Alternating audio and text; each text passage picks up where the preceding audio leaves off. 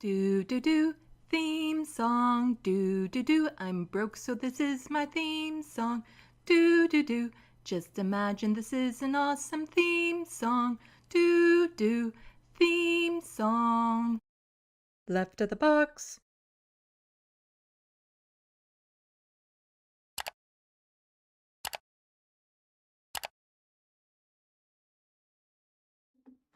Hello, welcome to Left of the Box. Bonjour, bienvenue. I'm Sandy. I have a special show for you today, and hopefully I'll make it, because last time I tried to do this show about an hour and a half before it was supposed to go on, I wound up in the hospital emergency room. I'm okay. You can check out my last live stream to find out what happened with all that. But as far as I know, I'm still okay. But this is still a really fun topic, and it's nice to maybe just chat and talk about something that isn't just strictly politics. Like, oddly enough, this is a lot to do with left-right issues, but it's more of a cultural thing versus an actual political thing. And since we're going to be doing a lot of like screen sharing and stuff of this sort, you guys are going to see the sausage, how the sausage is made. I'm not necessarily going to do the proper, try to change over and look professional things, so just please bear with me. Yes, that probably didn't sound right. You guys are going to see the sausage. Yeah. Anyway, it's going to be a raunchy type of show, I hope. So far in the Sandbox, we have Looney Tunes 9000, Good for Gabby, Hunger Games 1989, Latino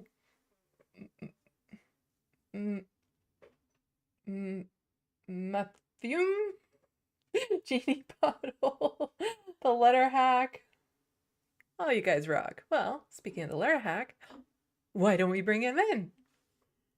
And this is what you guys miss when I put the other screen up, or when I remember to anyway. Hi, Hello. it's Latino There. Mufuni. Mufuni. Ah, okay. Yes.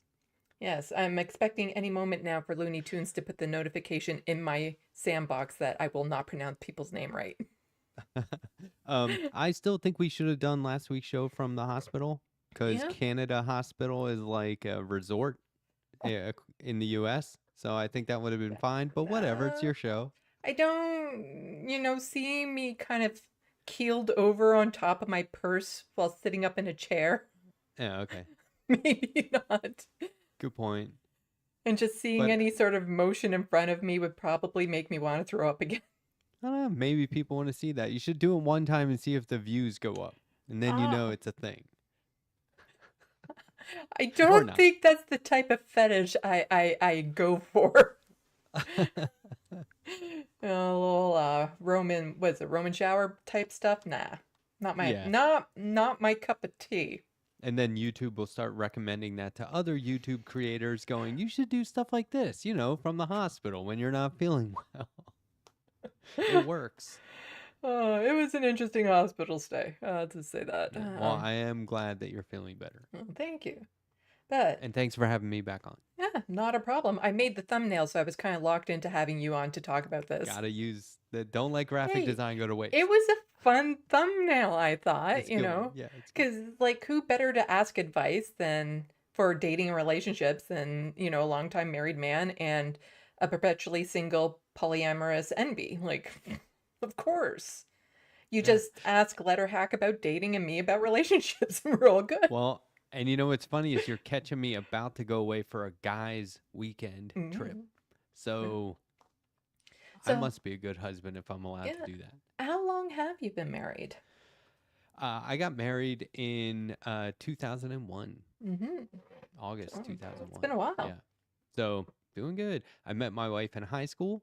Oh. She moved to Colorado and we dated other people just every now and then. Nothing too serious. And then I moved to Colorado. We moved in together. We got married within the year. So, or no, we got married within a couple of years. But anyway, we got married pretty much right away. I asked her sooner than we actually got hitched. But Isn't that yeah, normally how it works? You don't usually ask after the fact. I don't know. Depends on if there's like shotguns involved Hmm. or whatever, but ours I think was fairly conventional. Mm-hmm. Yeah. Okay, so for those of you who didn't see the thumbnail and are just coming in, what I wanted to talk today about was kind of like relationships and dynamics and the issue of lonely men or women being fed up with being in relationships and all of this sort of stuff that isn't normally in my political, what I usually do in a show. Although it is highly politicized, just given what side you're on. And also, it's not specifically a Canadian issue. This has broad appeal no matter where you are around the world, apparently. So I thought it'd be nice to maybe just talk about this. Coming from my experience as somebody who's polyamorous and continuously single. But you see, here's the thing. Part of the reason why I'm single is because I don't settle for something I know I'm not going to be happy in. I Oh, I've yeah. had the opportunity to be in relationships, but I'm not going to be in a relationship for the sake of being in a relationship. Okay, I get that, and I agree with you, but that part about being happy, that's not being married for 23 years, I can tell you, it's about being married, the commitment Hmm. and learning and growing with someone and watching someone grow and accepting the fact that people change and that you can change too. It's not about being happy because that's not realistic. There's a lot of people out there who I know that have been divorced and they say it wouldn't work. And I was like, well, I'm not going to be pedantic, but what you mean is you guys weren't willing to make it work because this relationship that I'm in, I wouldn't change it for anything, but it's constant compromise. It's Hmm. constant work. It's constantly trying to be like, well, no, I mean, why is this a thing now after 2 decades? Right? Like, Hmm. where's the rhythm? Well, the rhythm is in how you address the crisis or whatever, or the problems as they come up. So, anyway, yeah, Hmm. that. I get you though. I Hmm. would not be in a relationship for the sake of being in the relationship because that's as much of a disservice to whoever you're partnering up with as it is for Hmm. yourself. Don't do Yeah. that. And I'm also the type of person who believes that sometimes relationships will just reach a natural end because Sure, over yeah. years, people change. So Yeah. if you change into somebody and they change into somebody else, then and those two people are no longer compatible, this idea of, well, you're married, so you have to stay together no matter what, even though it's like you're not the same anymore. Like I don't there's a lot Yeah. of pressure to just, compromise at the sake of who you are as an individual. And, you know, um I'm not generally speaking okay with that. But then again, that's the joy of being polyamorous is that you generally don't have to compromise away part of who you are in order to be in a single relationship. Yeah, I do. I think that you're right. People change, and it would be totally fine for people to be like, yeah, I mean, Mhm. we're not into it anymore, and But, we made a if clean you break both, or whatever. but But that's the thing, if you both want to work it out and find a compromise and all that sort of stuff, then have at it. But, and yeah, and people need to watch out for. I don't even know what to call it. The matrimonial industrial complex. It's this whole thing where it's like like you have prom night, which is kind of like play wedding. You put on a tux, you put on a fancy dress. We'll walk down like a carpet or whatever. It'll be a big to do. That to me is kind of like prepping people for getting married as soon as they go to college and graduate and get married. And it's oh, like, don't it's a get me whole industry around it. those That's bad. daddy-daughter balls. Yeah, that kind of stuff is weird. Those But I think promise balls or whatever. Promise balls. oh, Got the that's balls great. to promise to you. Um, But it's true though. It's like, you shouldn't feel forced to do anything. yeah. And if people get to a point in their relationship where they're like, we have to take this to the next level or else it isn't genuine, Mhm. then that is something that would be a sign for me that you shouldn't go to a next level, right? It's like at no point should you feel like you're locked into any one Mhm. way. Yeah, pretty much for me, as soon as I learned that you didn't have to grow up, get married, and have kids, I didn't want to do that. And arguably, I haven't even really grown up. Um, But Well, I like being married, mhm. but like, you know, Oh, I I knew it wasn't know for me. I have guy friends who have been divorced and they're like, I'm miserable. And I'm like, maybe embrace it for a little while, right? Yeah.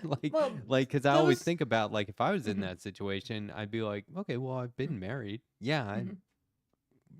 that I wish it had worked out, but if it didn't, move on. Yeah. Yeah, those are some of the things that I kind of want to get into, like this idea of relationships are destined to fail if you're making it's there to fill a need versus just being an extra on top of your life.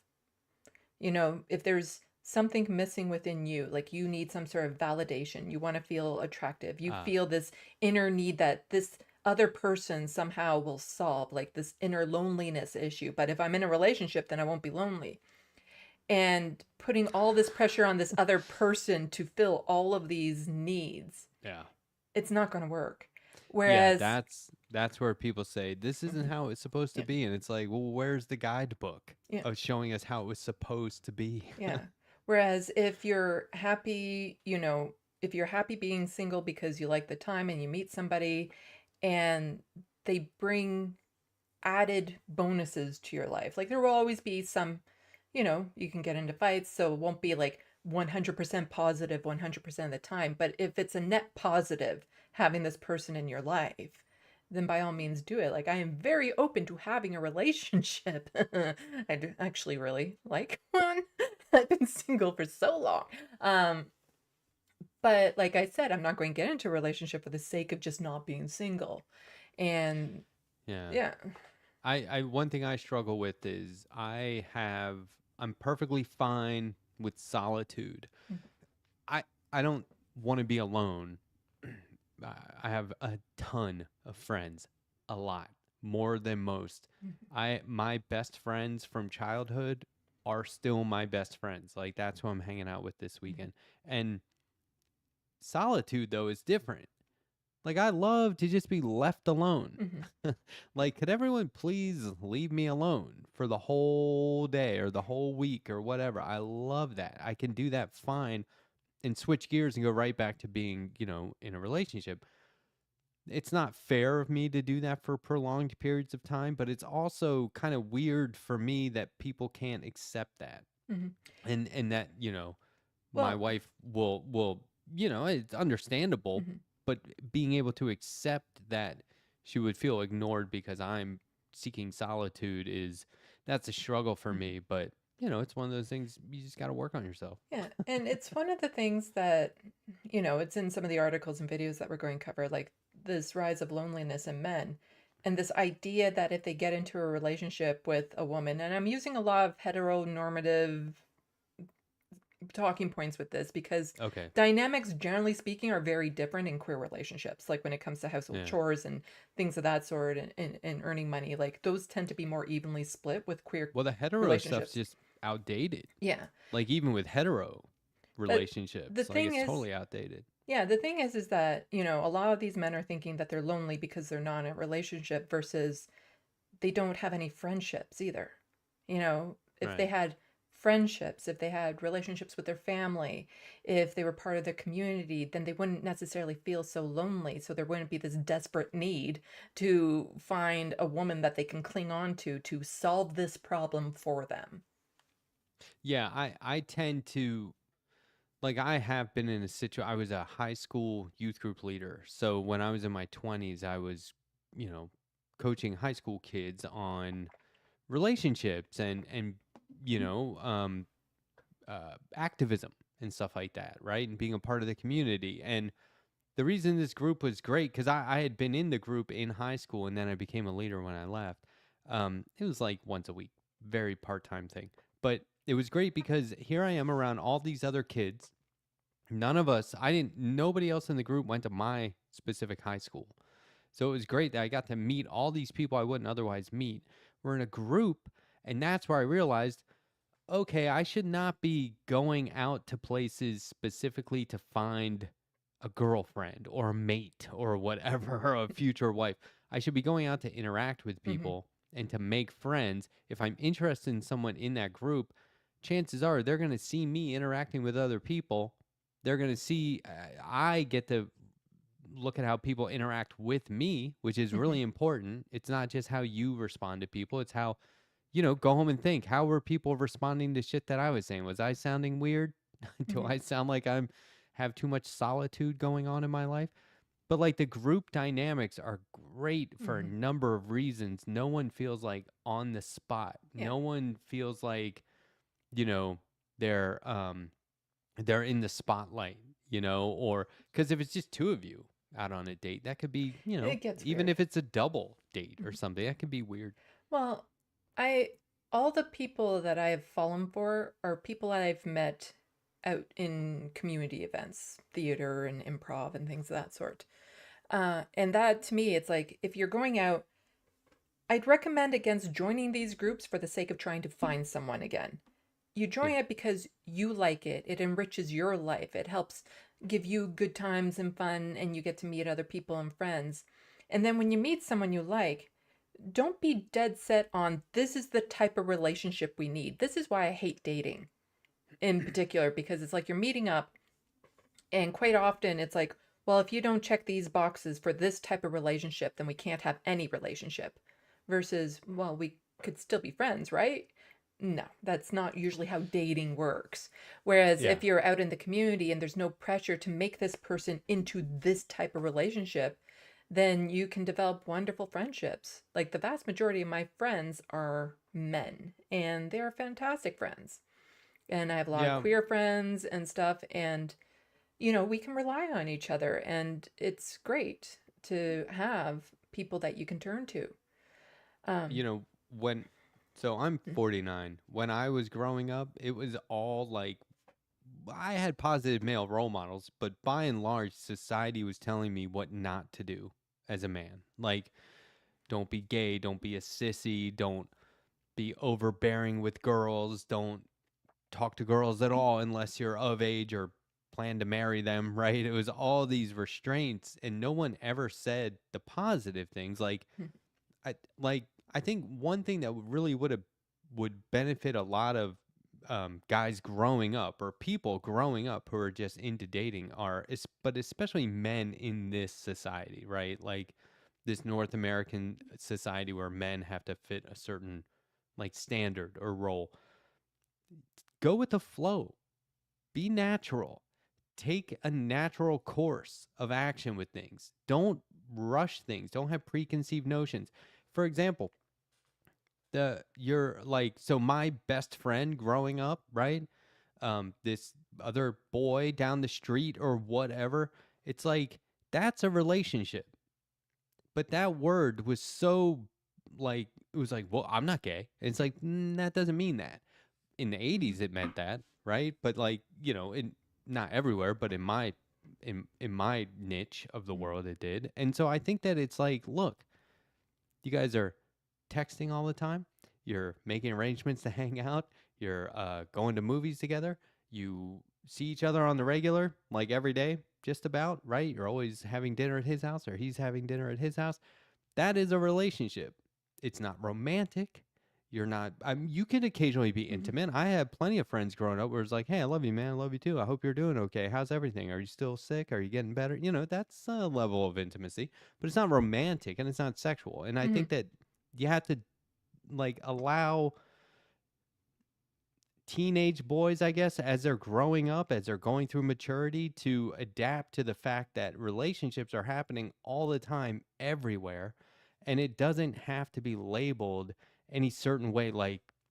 Like, okay, so I eventually got to a point where I met a girl and had a commitment. And it was different than the relationship I had with my guy friend. But in a lot of ways, it was the exact same.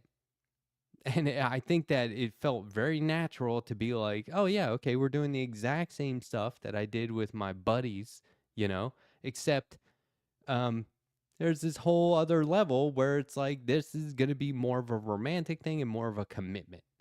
Whereas, my best friend isn't going to be offended if I don't call mhm, him. But then there's jealousy and whatever. But I do think that it would like behoove everyone to just shake off those restraints that they mhm. put on you at an early age. And I mean, I assume they still do it, but I don't know, with the internet, reality television as it is these days, I have no idea what people are up against at a young Yeah. age. Well, I have some video clips and some articles that I sent to Letterhack ahead of time to look over, but there's this one clip I did not send him, partly because I only found it this morning and remembered to look for it. It's from a Rebel HQ video I did a long, long time ago. And so this is the type of advice that they're giving on the right. You're not prepared for this. Okay. You're not You sure I haven't prepared seen it ever? for this. I Okay. doubt that you've seen it because it wasn't on YouTube or Twitter. Okay. Okay. Let me just...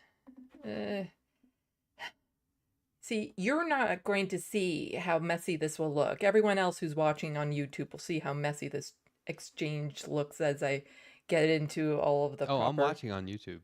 Okay. I'm not going to miss the sausage. There. Then we go there. And then I have to do That's not messy. this. There, see? And then I gotta go to the right tab. There we go. And share this tab instead. There we go. Hopefully the audio works. Oh, boy. So I was given part of this clip for Rebel HQ. It was suggested to me. And doing what I would normally do when I was just given a partial clip was like, I need to find the source. And this was actually like a 2-hour long thing. I didn't watch the whole thing. I'm very good at zeroing in onto where around the clip happens. And this is from Media Matters. And this actually has the full clip that I was looking for. Because I was looking for the full video, but it's not online anymore. The podcast is. So you can see it non-visually, but the video of it isn't up online anymore. But Media Matters happens to have this clip of what I want to show you. So here we have Tucker Carlson. Need I say more? And this kid was... That's a great freeze yeah. frame. And this kid was 18 at the time. Has, the real Schmidt or something like this. And Tucker Carlson decided to give him some dating and relationship advice for kids his age. I don't think you are ready for this. Well, let's go. And, choose wisely, but don't overthink it. Don't overthink it. People overthink it. Like if you're compatible with someone and you can smell that, you can make it work. And by the way, it's never easy because men and women. Oh, and just feel free to yell like... Okay, so choose wisely. That's a huge flag. That do not take advice from anyone who says choose wise. What does that mean? It's like because there's bad options out there. Well, I've been told a lot of the times that I just need to go out there and find, like, pick a good man or something like that. And it's like, I just don't... They don't line up for me, and I don't go like eeny, meeny, miny, mo. Like, it doesn't work. You just don't go find someone and then make them into a relationship with you. That's not how it works. But, this... Women fundamentally... Let's back that up a bit. You can make it work. And by the way, it's never easy because men and women fundamentally don't understand each other. That's the whole joy in it. That's why marriage makes you grow, is because you don't really understand the other person. So you have to try every day to decipher what that person's saying. Have more children than you can afford. Take a job you're not qualified for. Like, go balls out. Yeah, so he's basically telling people, don't bother with an education. He's telling the men this. Don't bother with an education. Just go and start making all those little people for the capitalist system that we need. I need him to cite scientific sources for the we're completely different, you'll never figure them out. It doesn't make sense. That is not... As someone who has scientific. dated men and women, I can tell you it's not that different. It's really not that different. Right. But yeah, part of my Rebel HQ video on this was just about this idea of like, yeah, just give up your life for this relationship that may or may not work, get into debt, like basically trap yourself into a situation you can't get out of. Yeah. Yeah, exactly. Just go balls out. Or take a job you're not qualified for. Like, go balls out. Just go balls out. I don't know. What is everyone waiting for? Also, keep in mind, he took jobs he was not qualified for, and it seemed to work out for him. Yeah. But he started Oh, off as a millionaire. it sounds like he's giving advice on snowboarding. Like, just go for it, man. You just got Yeah. to get out there and mess up a few times. It'll be fine. Do mountains that are too big for you. Yeah. Do the black diamond one first, and if you survive that, you can do anything. Have some adventure in your life. Do something crazy. I mean it. And I don't mean, go to Bali. Skip Bali, please. Yes, don't do anything fun while you're doing that crazy thing. Just, by going crazy, he means like get into a relationship you can't escape. What year is this? Do you know? It's from 2022. The date's right Wow. there, July 24th, 2022. Oh, no kidding. Wow. Okay. Edition from Piece of Schmidt is the podcast that it's on. Huh, Like I said, the 18 full humor. video isn't up, Right. but this clip is a good clip. The full podcast is from what I can tell, on like Apple or something like that. What an Instagram cliche that is. You want to do something crazy? Marry some chick who you think is nice and hot. Those are, I think, the two main qualifications. Oh. If you're lucky enough to find both of the main qualifications, nice and hot. And hot. What does nice mean? Because hot is like, I don't know. Like she's nice and hot. Has she just been out in the sun all day? Or like, exactly. Nice and hot, like, a warm meal. But this to me is like, he's just saying, you know what I mean? Mm-hmm. Somebody who's not going to be a bitch and is also a Playboy model. Mm-hmm. You know what I mean? Like, that's just... Yeah. Appearance, I mean... Appearance, a submissive, good-looking woman is what you want. Well, but look at who we're talking to, though. Mm-hmm. Look, I know he's 18. I'm not going to give him... In this video, I'm not going to give him too much grief, but like... You are not prepared for where this goes. Anyway. Okay. And I haven't seen it. Yeah, like this idea of like, oh, here are the qualities. Now go out, find a girl like that and make her into a relationship with you. Like that's the thing. It's all again like this is who you're looking for as opposed to like, oh, you meet someone, let's see if you're compatible. It's like, no, you find someone and then make them into a relationship with you. So I'm not predicting what happens in the video, but this sort of rhetoric generally leads to, if it doesn't work out, it's their fault. It's not your fault. That's what, because the right will use this sort of stuff for recruitment purposes, right? Mm-hmm. Someone you're attracted to, because romance is the heart of marriage. That is true. And someone who you think is kind. I mean, my personal, the advice I always give to people who work for me is, if you're assessing whether you want to live with a woman for the rest of your life, when she gets mad at you, does she yell at you or does she cry? If she cries, marry her. If she yells at you, don't. Anyway, whatever. But everyone has their... What do you think about that? Wow. Have you gotten your wife to cry and then thought, yeah, you're a keeper? All emotions are on the board. Everything is fair. I would never hold any one emotion against somebody. I would only, and this has never happened to us, but like, I'm sure anything could get to a point where it was like, maybe we should seek help for this issue if you're doing it a lot. But I wouldn't judge them like you're a keeper for... this is absurd. The whole premise behind this is if she yells at you, she's going to stand up to you and challenge you, versus if she cries, she'll feel the pain, she'll feel ashamed, and you can manipulate her and hold that above her type thing. Like she's... Yeah, you'll never have to practice spousal abuse if they don't yell. Yeah.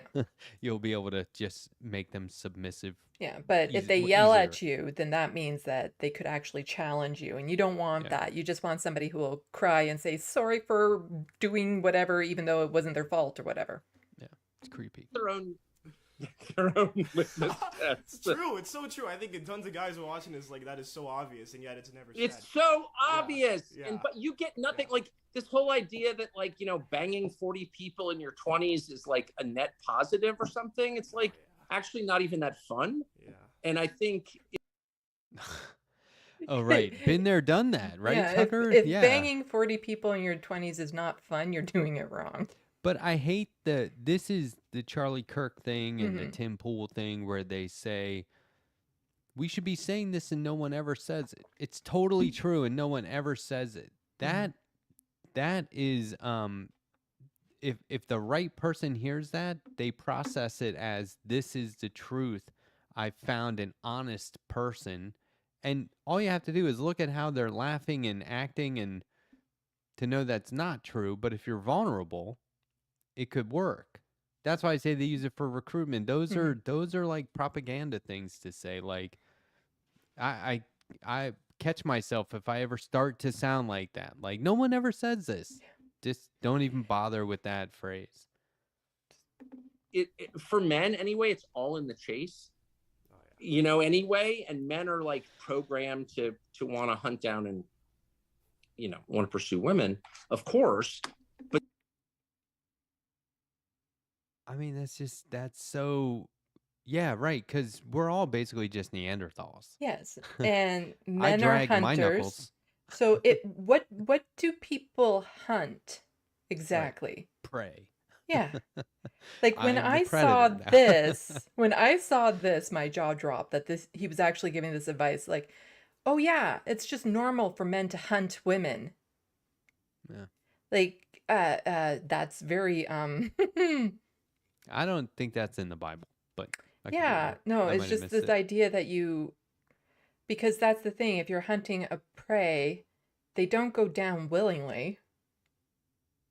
Like this No, yeah, leads to exactly. some Yeah. really dark Well, territory in what he's telling them to do. you gotta set traps. Hmm. You gotta put out bait. You And gotta they make might them fight you think it's back. safe. Hmm. You gotta make them think it's a welcoming environment, and then haha, Yeah, you're mine forever. and they might fight back and they might try to escape, but you don't let them because they're the prey and you're the hunter. And you're like, you know what? I banged 40 people to get to this point, Mhm. and now you and I have 8 kids, and I don't have a job or an education. You're stuck. I'm amazed this video That's needs to all get I more see traction face. right now. This video needs to get wildly popular right now. But let's backtrack just a little bit.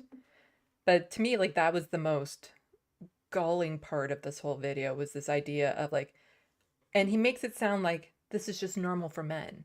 All Right. men are hunters. All men prefer to hunt women. That's how it works. It makes me really worried for some of the women who have encountered him. Yeah, and why isn't he using the high-speed chase analogy? Mhm. Right? Like, you got to take corners precariously while in pursuit, and I don't know. Stop Yeah. using the brakes. I don't know. This just seems like too easy. Too they're generating clickbait probably. we're like programmed to want to hunt down and want to pursue women, of course.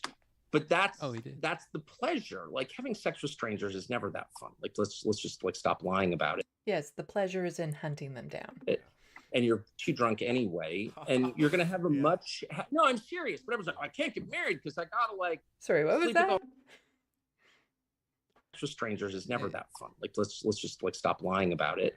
And you're too drunk anyway, and you're gonna have a no, I'm serious. But I was like, Yes, because you only have sex with strangers when you're too drunk. Yeah. It's Yeah, and that, it's not fun, then what are you doing? yeah. Because sex with And you strangers did is it never 40 fun. times Yeah. and then realized it wasn't fun. Yeah, because sex with strangers is never fun, and you're too drunk anyway, is what he says. And it's like, Yikes. And you wasted all your money on roofies. yeah. He's just so, wow. Like, I just, and Yeah. then it's like people wonder why a lot of women want to be single. What did he ask him? Hmm? What did the kid ask him? Did he ask him about relationship advice, or I did think, Tucker just go this way because he's 18 and I think the graduating? kid was asking something along the lines of like, how do you get into a family or relationship? Oh. It wasn't in this clip, but it'd be in the full podcast. It's Wow. not like I watched the full podcast when I was looking for this clip. I just kind of Sure. skipped around and found it, so I don't know exactly what they were saying ahead of time. because I gotta like sleep with all these random girls. Okay, call me when you're finished doing that. First of all, it's super easy. Yeah. So that's like not an achievement at all, because feminism has convinced women they have to be like men. So like they have to sleep with you or whatever. It's It's also unbelievably fucked up. It's hard to believe it's actually real, but it is. Anyway, but it's all fake. It's all like pure propaganda. That's why everyone's so unhappy. Why is everyone so unhappy? Yes. Well, Yes. because they're living lives that will produce unhappiness, that have no meaning. Like, that's the truth. Add meaning to your life and you will be happy. Wow. That's... Yeah. I don't think feminism was like, hey, women should be exactly like pig-headed men. Yeah, I don't that's... think that was the point of feminism. Well, you like, see, as far as he's concerned, if women like sex, then they're men, because women shouldn't really be liking sex. I think feminism, first and foremost, these days means no one should give a fuck what Tucker Carlson has to say about anything. But anyway, yeah, that was wow. So that's the okay. advice getting thrown around on the right. Not okay. So don't get drunk and just, have all kinds of relationships or one night stands. Meaningless, empty, right? Don't do that. Okay, maybe I can agree with that. Instead, you got to hunt them down. Right? Yeah. It's really not You gotta healthy. hunt them down and then have lots and lots of babies with them. And it's just, Yeah. it's so bizarre because he's telling them, like, this is how you find happiness. And yet, if you were to actually do exactly what he said, you'd be so unhappy. Yeah. Like, just brutally unhappy. Let's try I it. just, oh, it's so... But they give that advice on purpose because a lot of the men in positions of power in right wing, they don't want other men to actually discover what their real power is. That's what it is. Yeah, They want to okay. keep other men down. That's how the system works. In a true patriarchal capitalist society, only a few men can be at the top. Yeah, like, the group Patriot Front? I've heard the name. They march around, they show up in like U-Haul trucks and they get out and march up and down the streets all dressed the same. They wear khakis and like, white Yeah, t-shirts I and think they I have know what you're shields talking and about. they always have masks on so you can't see them. And then they just march up and down real quick, get back in the U-Haul and leave. I can't imagine those guys going home to happy, healthy relationships. I can't imagine them going home and being like, honey, I'm home from my white supremacist march. I love you. You know what I mean? Like, Yeah. I'm sure it's as crazy, if not crazier, once they get home as it was at the march when they all unloaded from a U-Haul truck. Yeah, It's bad. But they don't want men to be well-adjusted, happy and stuff, because then they would lose all their wealth because nobody would listen to them.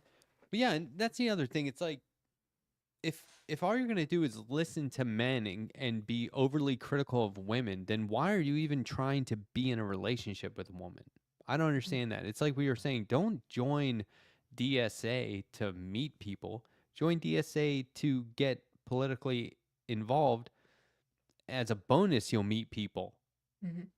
Yeah, relationships spring up everywhere all the time. It could happen, but don't go there hoping it does. Don't join a church. So it's very obvious when there's that one person there whose primary goal is to find a relationship. And it's like, we're all here for what this thing was made for. Like if it's, church or like I said, some form of activism or a political party's office or headquarters or something, like whatever it is that wherever people go to meet these days. I used to follow this band when I lived in Colorado. And then I realized that there was 12 to 24 people at those shows, and they were following like 3 or 4 bands. So if I went to these other bands, I would now be part of this community. Sure enough, they were like, oh, hey, there's that guy. He was at that last show. What's your name? Oh, come hang out with us. And now it's like, hey, so-and-so's having a cookout. You want to come over?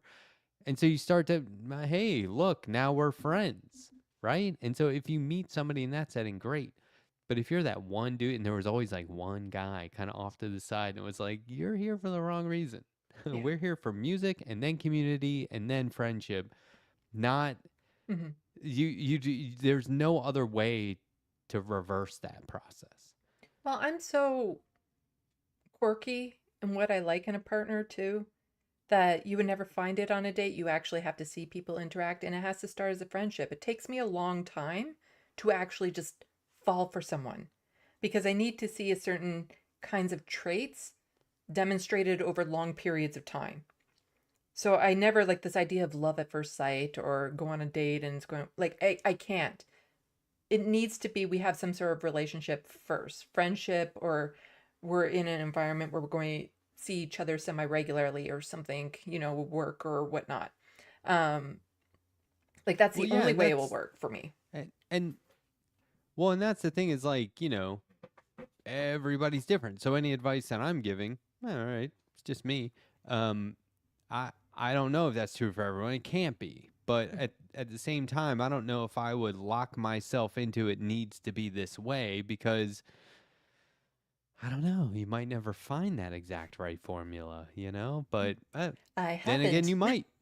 I haven't. Well, But I know what my biggest issue is when it comes to dating, and that is the people I'm attracted to aren't attracted to me.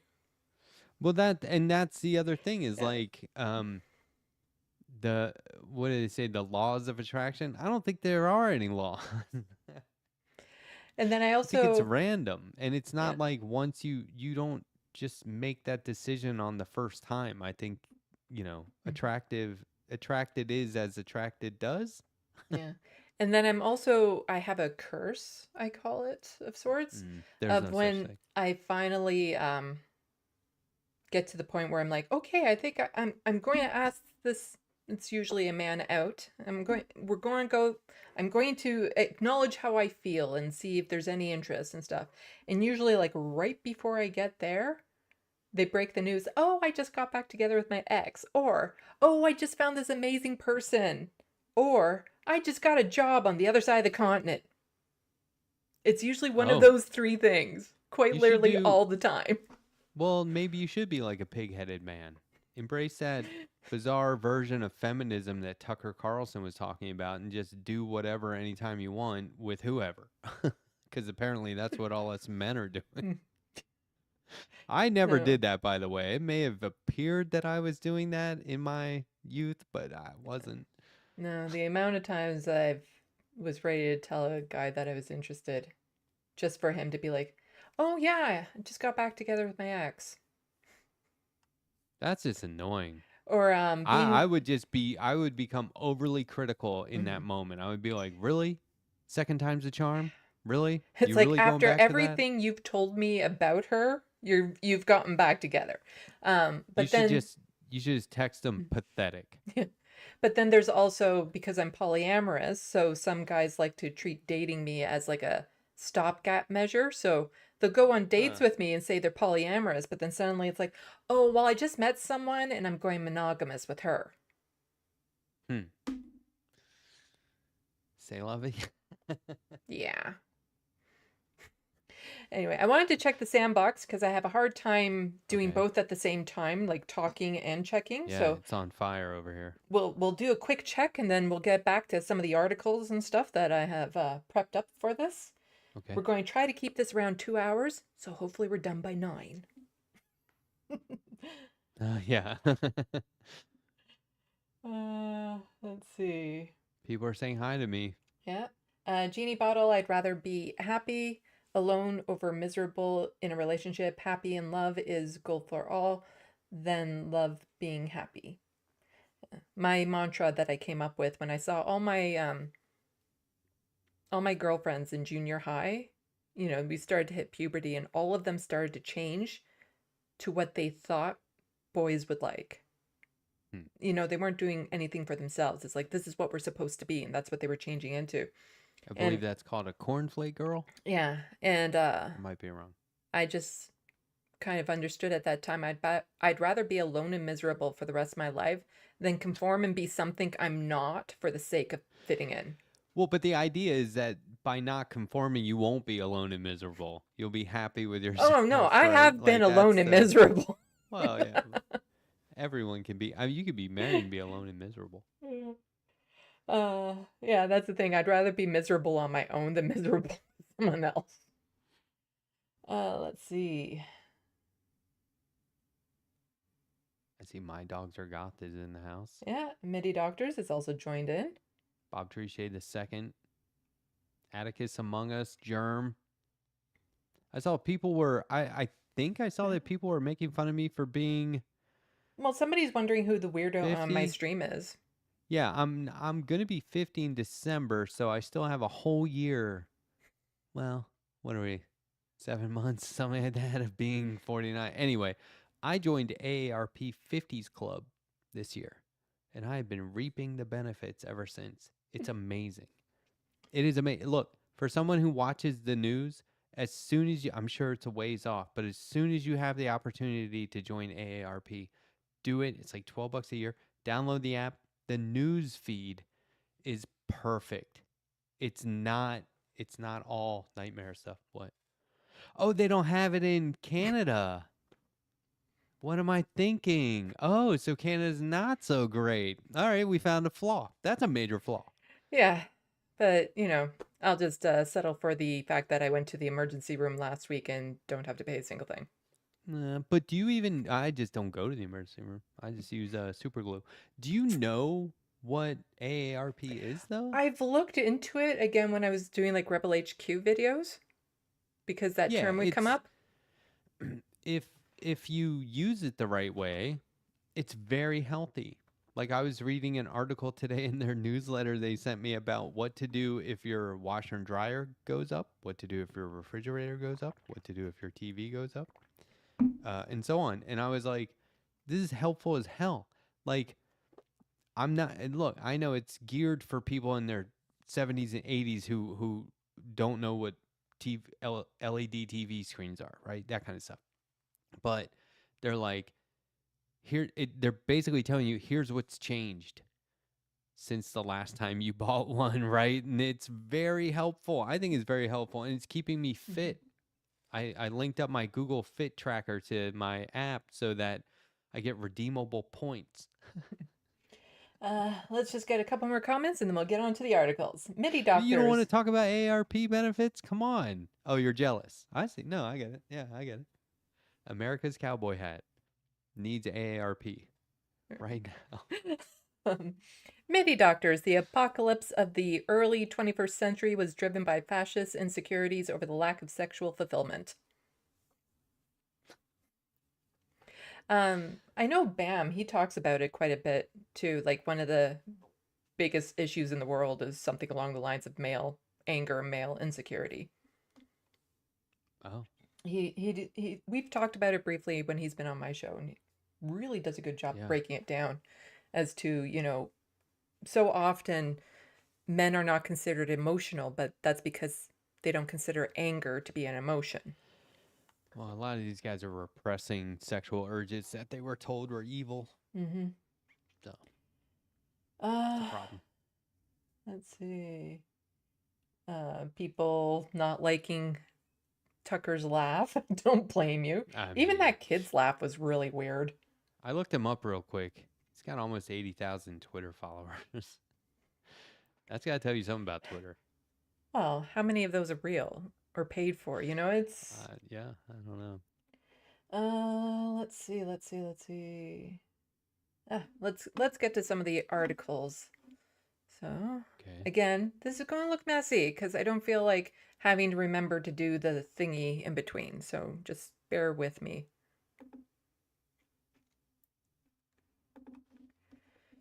And your choice, Letterhack. Do you want to do articles or videos first?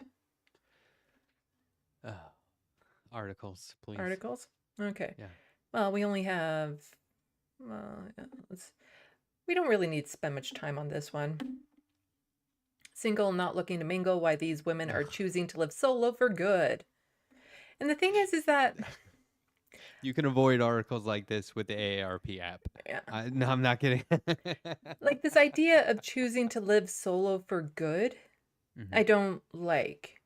It should be choosing, like, it's be happy if you're solo, but don't rule out having a relationship again. Like if it comes into your life. Yeah. Like I don't It, see like it's just no, never going to have a relationship again. Haha. yeah. Uh, so I first saw the title of this article and I thought it would be interesting. And then it's just they just talked to four uh I love that. women of mature age as to why they like being single. And a lot of it is, they were married, but it was a very unhappy marriage, that they got married too young, that they didn't get a chance to actually discover who they were as people. Yeah, Or the they whole had no one. kids and there was no help with raising the kids or anything of that sort. I don't have to clear my calendar with people. Hmm. I don't have to do that either. I do it out of consideration.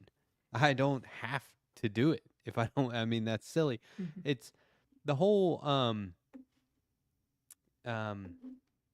living single. Like, well, I forget. If you scroll back up for a second, read one of those headlines, or you can move on if you want. But there was one I saw that bugged me. So there's Choosing to be single gives me a sense of purpose and direction. Okay, I mean, it's not as if you couldn't have that in a relationship. Mhm. Look, here's the thing. If you've been single for a long time, like these people, and you want to know what it's like to be in a relationship, just do a Google search and look at how it tries to finish every sentence for you. It's exactly what it's like. Oh, then I would have a very toxic relationship with that person because some of the autofills on my phone are pretty bad considering the politics I'm involved with. That's good. It's like I'm trying to type something in my phone and the suggested word is anti-Semitic, and I'm like, Yeah. What? That's funny. um, I would like to be in a relationship. But that's the thing. It takes somebody else to also be interested in me that I happen to be interested in, which is a bit of a task, a bit of a chore. Not to mention, since I work at home, doesn't exactly help me meet people. Hmm. Oh, yeah. I mean, when I worked at home, I could feel myself being weird or Hmm. getting weird. And so I started to go hang out with people. And then when I made friends with a couple of people, I confided in them that I've been working from home and I was in isolation and solitude. And it was really bad. Like, I need to be around people, but I'm afraid, like, I'm awkward now because it was like years. It was like Hmm. 4 years of it. And they were like, "No, dude, you're fine." But then every now and then they'd be like, "Oh, I see what you're saying." I'm like, "Yeah, just I'll get over it." I just got to get around people again. Hmm. But I don't know. I'm an outgoing person supposedly, so Well, I can maybe be it's easier outgoing for and me. stuff. It's just also when you live with poverty, it's harder to actually go out and do things in the community. You know what? What about? Well, yeah, I mean that's true too. But what about mingling? Do you like mingling? I feel like that's not me at my best. Like if I'm in a group and it's like just Normally, mingle. yeah, I normally hate when small I'm in a talk. group, what will happen is I'll end up siphoning off a couple people for more in-depth conversations. Yeah. That's usually what happens. And so then I'll spend the evening having more in-depth conversations with people here and there, but not having like casual conversations with everyone. Um, What if somebody used like a lame pickup line on you? Would that work? I'd have to actually understand that's what they're trying to do. Like what if somebody said, were you a cat in a past life? Because I'm feeling a connection between us. Feline a connection. No. I tried that because you're a cat person, but that doesn't. Okay. How about here? I got another one. It's like I love my cat. I don't need men. Um, how about let me think of another one. Is your name Wi-Fi? Because I'm feeling a really strong connection. There. No, Before we get back to the article, let's just go back to that's this. not good either. Is your name Yeah, Wi-Fi? Because I'm feeling a. well, part of it is I don't know when people are actually like flirting with me to try to get Well, engagement. okay, so I think pickup lines are dumb. Mhm. Why can't you just say, "Hi, I'm Matt. I Well, saw you standing over here. Thought I'd say hello. Can I buy you a drink?" It's there's like, one that I thought was fun when I was younger anyway. If I were to go up to someone, let's say I know you, and I go up to you and say, fuck me if I'm wrong, but isn't your name Sam? that's awesome. And they're like, "No." Oh. Oh. So that's the thing is, I don't think if you didn't use a pickup line that anyone would be like, "This guy didn't even use a pickup line. Lame." Well, the thing is that Nobody likes those. I'm rarely ever approached. Like rarely ever approached. Like I used to get like the cat calls and things of that sort, but like actually being approached by guys, so rare. Um, so 95% of the time I'm making the first move. And Nice. men always say they want that. No, they don't. They just don't know how to react. They don't know how to respond. I mean, I don't go out. Well, I've been married for 23 years, so, but I don't go out hoping that happens. No one comes up to me either, by the way. Mm-hmm. I'm out all the time and nobody knows who I am. It's not like people are, that nobody ever tries to pick me up. And I'm, I have salt and pepper hair, which is apparently a huge selling point. Well, and I make eye contact. As somebody who presents female, I don't smell. as somebody who presents female, it really does mess with your psyche when you're told all the time, women are approached nonstop. Women get this attention, this attention, this attention. And then I get virtually none of it. I don't know if that's true though. All women are being, I've always heard, if a woman wanted to hook up with a guy, all she needs to do is go out and find one. I don't really think that's true. Yeah. No, I don't think that's how I've it been works. rejected plenty of times by men. Plenty of times. I think that's just another one of those societal constructs that they put out there and we're all supposed to believe it because it's been in a bunch of rom-coms or something. But there was this one time I was at a club and I was working at a music studio as the what was the title I had? DJ. I was like the supervisor. Oh. Piano lessons, guitar lessons. I was the supervisor. I didn't actually play instruments. And I just remember being young at the time and thinking, oh, I'm going to look like so sophisticated. I have business cards now. And so I saw this guy at the club and I'm like, I'm like, okay. And so I wrote my number on the back of this business card. And I'm like, here you go. And he's like, what's this? I don't get this. And he's like, what? No discount code? No, this is me. That's my number. And he's like, I don't understand. Like, why are you giving this to me? I'm like, well, that's my name. That's my number. You can call me. He's like, I don't get it. I just like, why are you? It's like, I think you need piano lessons.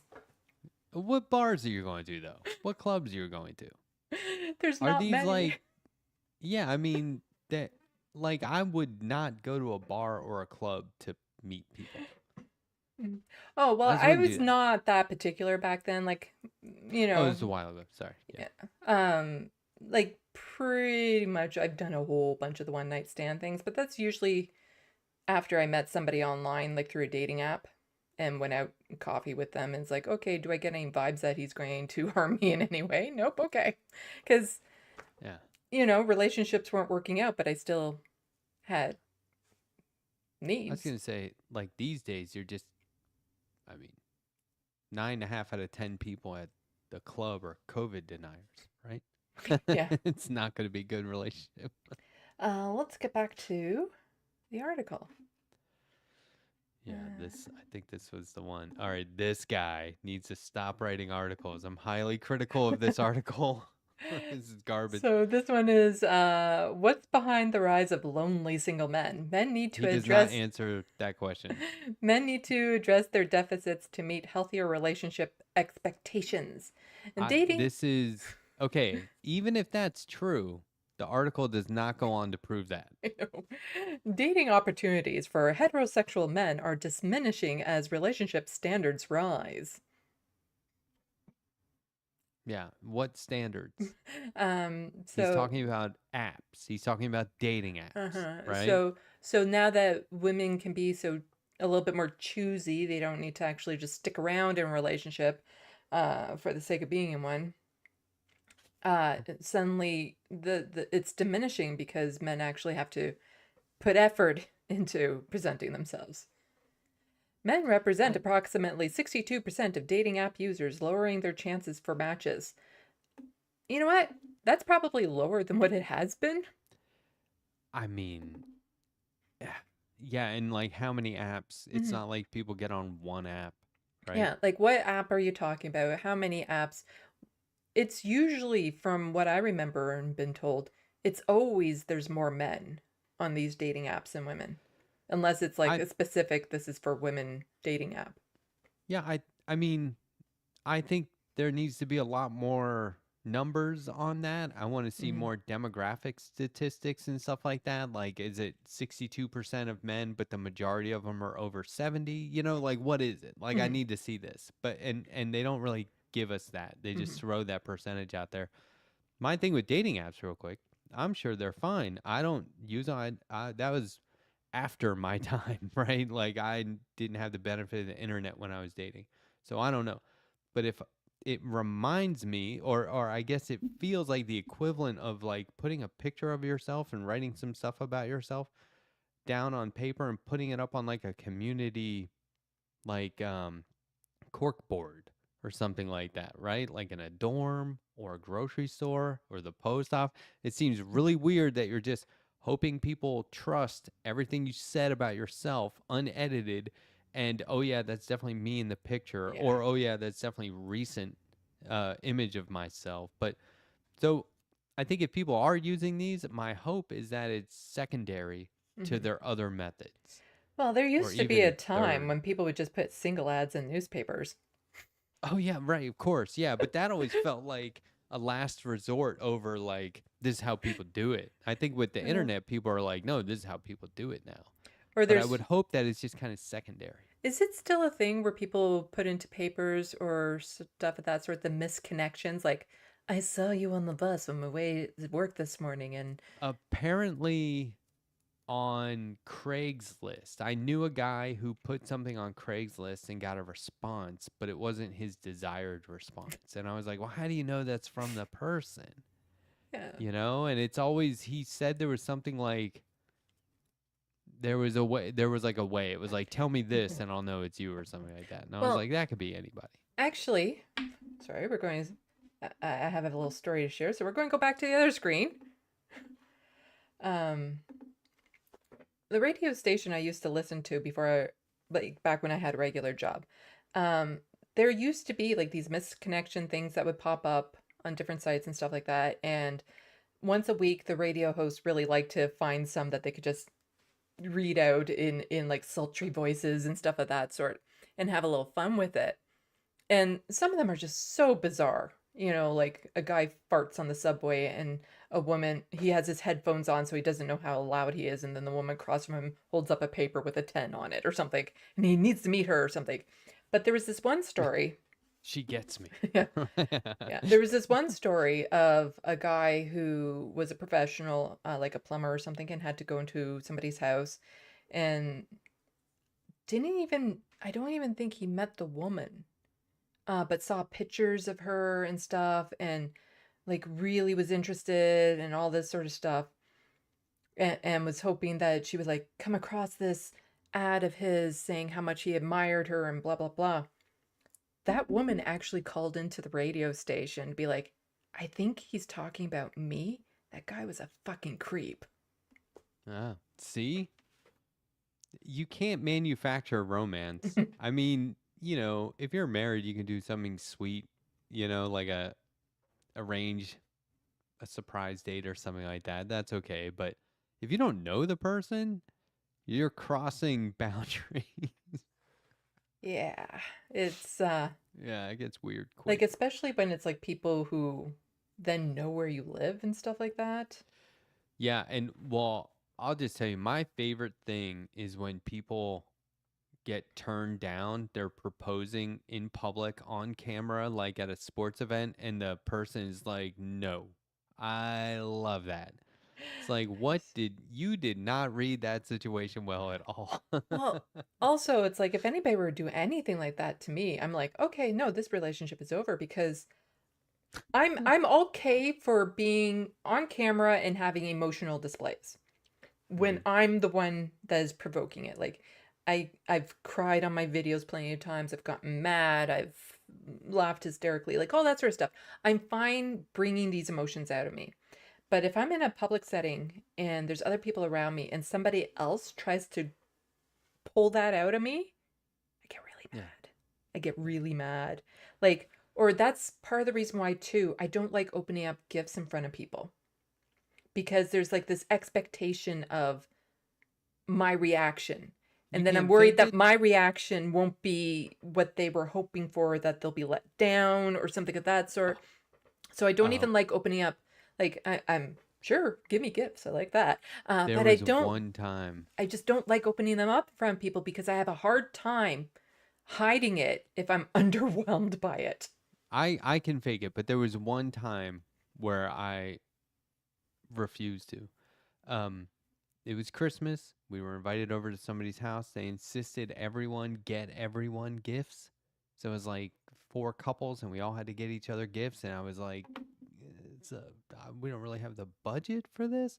Anyway, we made it work.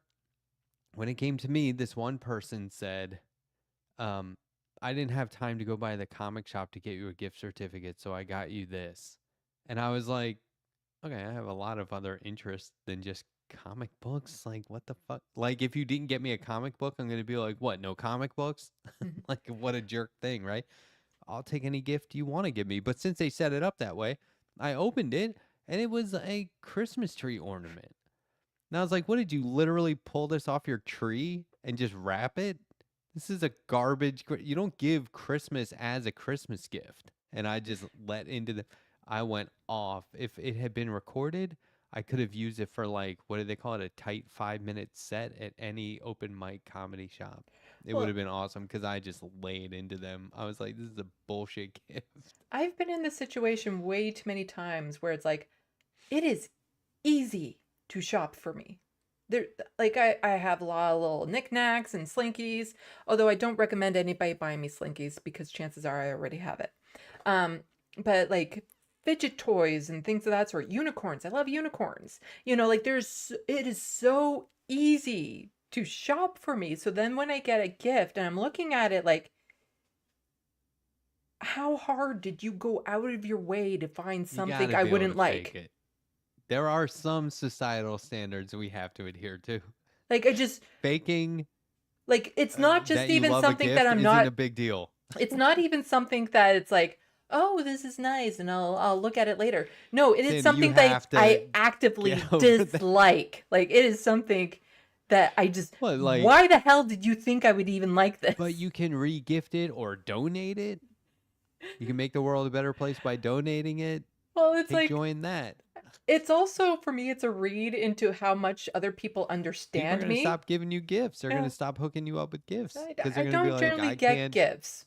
I can't watch her disappointment again. I don't generally get gifts in the first place. So who are you talking about then? This was happened one time, back or- when I had friends. But it's like, I just Don't let it happen again. it's one of the things. It's like, do people not know who I am? Because when they find something that I actively dislike versus even just something where I could brush it off and be like, oh, this is nice, but it's like, this is so not me. Like, do my friends just not know who I am? Like, it's easy for me to get gifts now. I have an Amazon wish list, was linked in the description box below. Anything on there is good. Anything not on there, I will be visibly disappointed. I'll open it and go, Well, I didn't want this. well, there's this option where people can wasted change money. the list, like they can add things to it. I'm like, oh God, no, I'm not doing that. Hey, what do you call money in Canada? Money. No, like dollars. Yes. Oh, okay. Well, some people call them like francs or Oh rubies. no, well, it depends. When we No, talk about okay, here we currency, go. when we talk about currency in general, it's dollars. We have dollars and cents. However, if you have a $1 coin, it's a loonie, and if you have a $2 coin, it's a toonie. But the rest of the time, it's a $5 bill, $10 bill. That just sounds like slang, right? Mm-hmm. Okay. Mm-hmm. But you Is don't the Queen ever. of England on your money? Yes. But you don't ever ask somebody for a $1 coin. Are they going You to would change say that to King loonie. Charles? Yes. Have they like made an announcement of like how long it takes to transition all the money to be King Charles? I don't know. I don't know if they've started because That would be tough. we for don't me have to pennies. King Charles on my money. I'd be really upset over that. Yeah, well, we have the Queen and some I could have lived with that. information about that for those of you who don't know is that we're the only country where in the most recent versions of her, she's not wearing a crown. Because that's kind of like her acknowledgement of we passively are just tolerating it. Like basically it's I the see. process to detach yourself from the monarchy is too involved. Like it's just too much noise. Those Too many relationships are always Yeah. terrible. too many arguments, too many this and that and the other thing. What would we go to? Like it just seems like it would be too much work, so we kind of tacitly accept the fact that they're still the head of state, but it's completely ceremonial. Okay. Yeah. I don't know if you want to read that article about apps, but that's a bad article. Yeah, well, I love that I wanted picture to of get that to stock some more photo. stuff. Yeah, I wanted to get some. So, men That's need like to. a 55-year-old trying to look 40, okay? That's not a middle-aged guy. It's not younger and middle-aged. He's neither of those. But anyway, I'm sorry. Men need to address skills deficits to meet healthier relationship expectations. Younger and middle-aged men are loneliest they've been in generations, and it's probably going to get worse. Again, here's part of the problem. Don't rely on solving your loneliness problem by just simply being in a relationship with Right. a woman. Like, look for Yeah, friends, that's make not friends. the key. That's not the key. There's other ways to not be lonely. This is not my typical rosy view of relationships, but a reality nonetheless. Over the last 30 years, men have become a larger portion of that growing group of long-term single people. And while you don't actually need to be in a relationship to be happy, men typically are happier and healthier when partnered.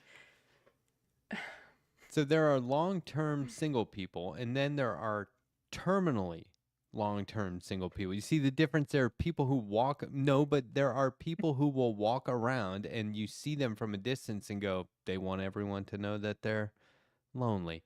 That's why you're lonely.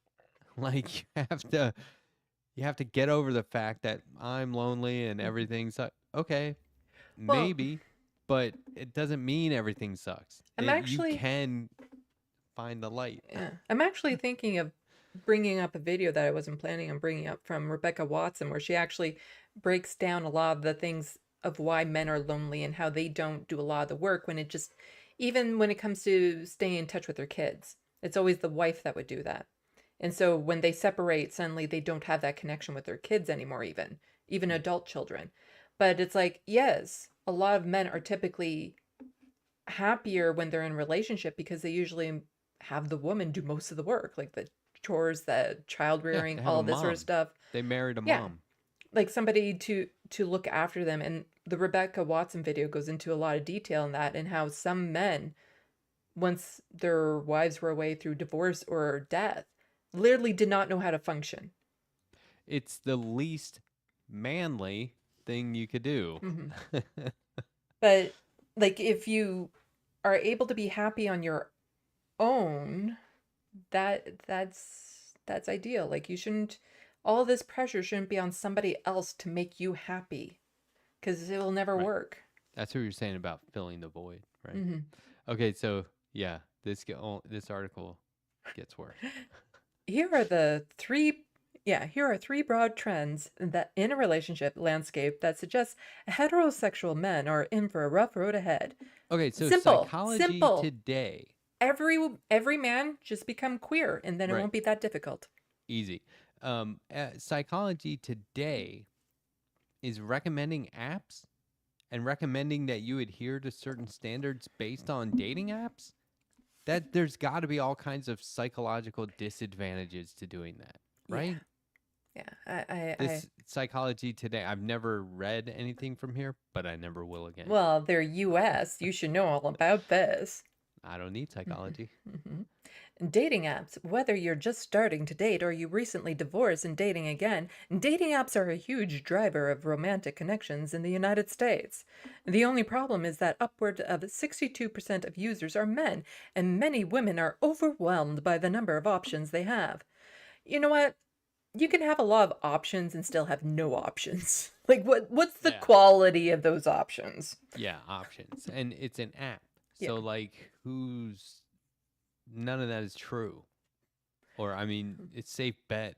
Is it? I mean, you don't have to tell me, but I don't know anyone that uses a dating app. I just assume that they're all bullshit. Like you can't trust any of that.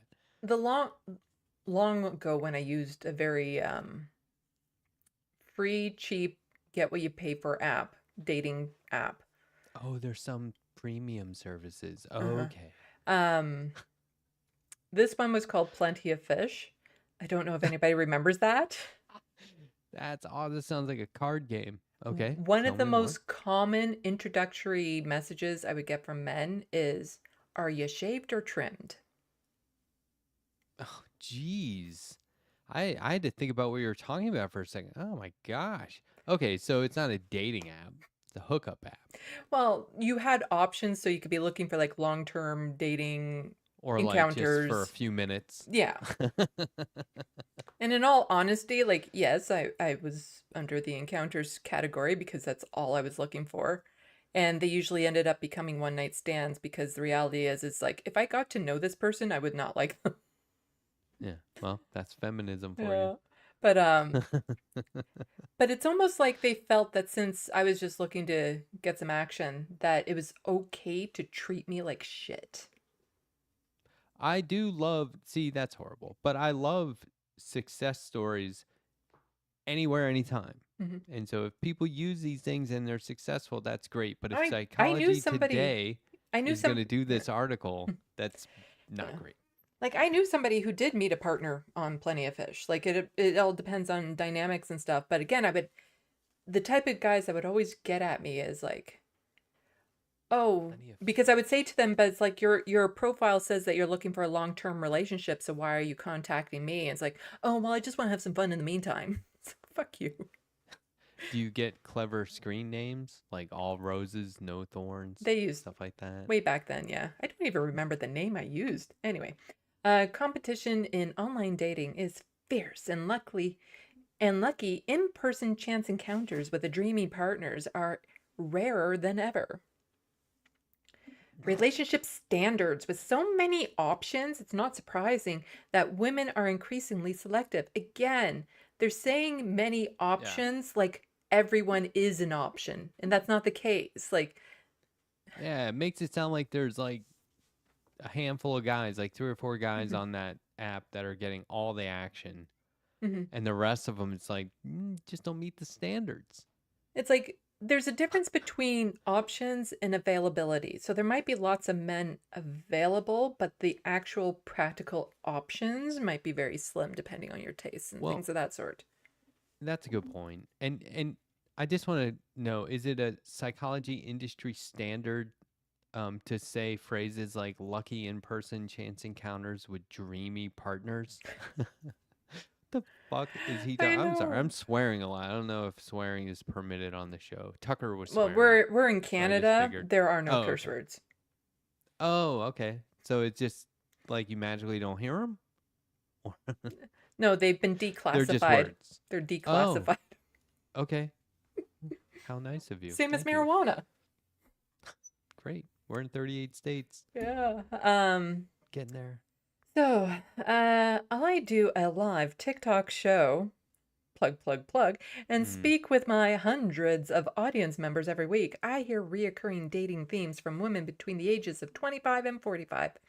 They prefer men who are emotionally available, who are good communicators, and who share their values. It's a lie that he hears from anybody. He doesn't. I'm going to go to his TikTok and look at the comments. I know that's a lie. Or he has 25, 45 fake accounts. And he Also, comments on his own shit. if this is the case, then why aren't you Yeah. teaching men how to become more emotionally available and Yeah. to be better communicators? You can't really do And- much about the share the values, because you either have the same values or you don't. And just, Don't change saying- your values just to be in a relationship. and it's not men who are emotionally available. It's men who are capable of being emotionally available, because Mhm. it's not like you have to be emotionally available all the time. Yeah. Nobody has to do that. I think we have two different definitions of emotionally available. You and I. I think so. Oh, well, I can be emotionally available. No, like But when not I right see, now. yeah, like when I see emotionally available, to me that's in the context of, are they capable of having a relationship right now? Or is there so much other stuff going on in their life that I they think it's shouldn't be having a relationship? I think I'm using it in the context of how people misinterpret it as being, you need to be emotionally available to me, which does not mean I need to be emotionally available to you. It See. means that you're being needy. And right See there what I mean? is some of the problems when you use terms that can have Yeah. different definitions depending on who There you're you talking go. to. There you go. This guy's just a bad writer, Mhm. which is what I said at the very beginning. Yeah. Skills deficits like writing. For men, this means a relationship skills gap that, if not addressed, will likely lead to fewer dating opportunities and longer periods of being single. There's less patience for poor communication skills today, says the person who doesn't have great communication skills.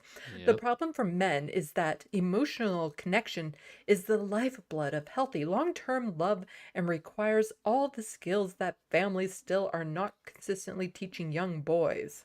Okay. This is the thing, is like families teaching. How do you feel about that? If I were to What do go you mean by based family? off of the family that I was raised in, I would be, well, a raging right winger, and That's what I'm saying. Like what's he saying, families as in mom, dad, hmm some grandparents who live nearby, or is he saying single mom with 3 jobs? What is he saying? Like, that is such a bizarre, like, Yeah, finger if I wag. use the relationships that I saw growing up as an example of what kind of relationship I would be in, hence part of the reason why I'm still single, I guess. Oh, here's where he plugs the Yeah. actual apps.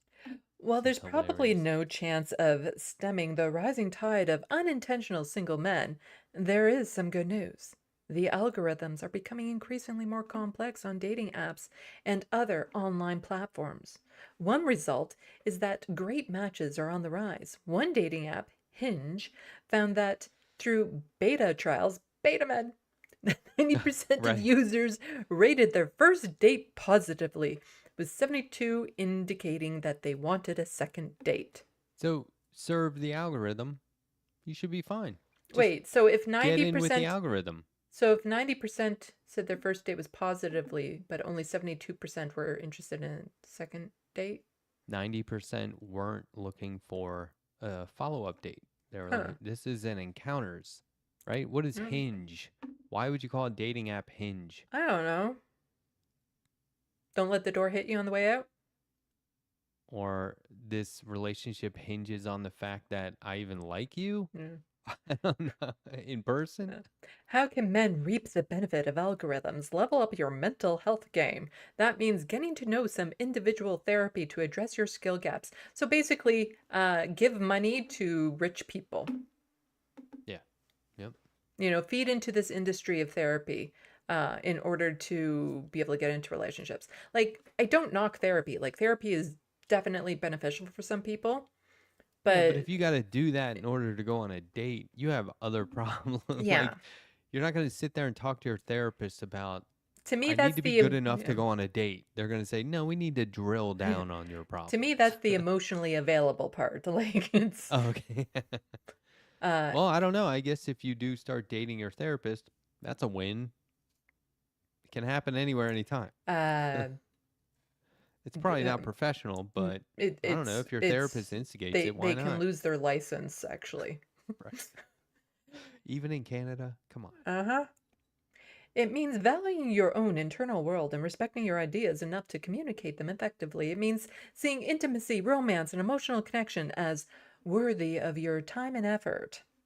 Ultimately, we have opportunities to revolutionize romantic relationships and establish new, healthier norms starting with the first date. It seems that some of these romances will be transformative and healing. Ah, ha, ha. Yeah, there you go.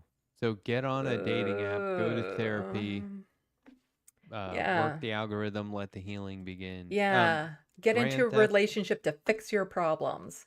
Grand Theft Autobot in the Sandbox says if you quit Hinge, you become unhinged.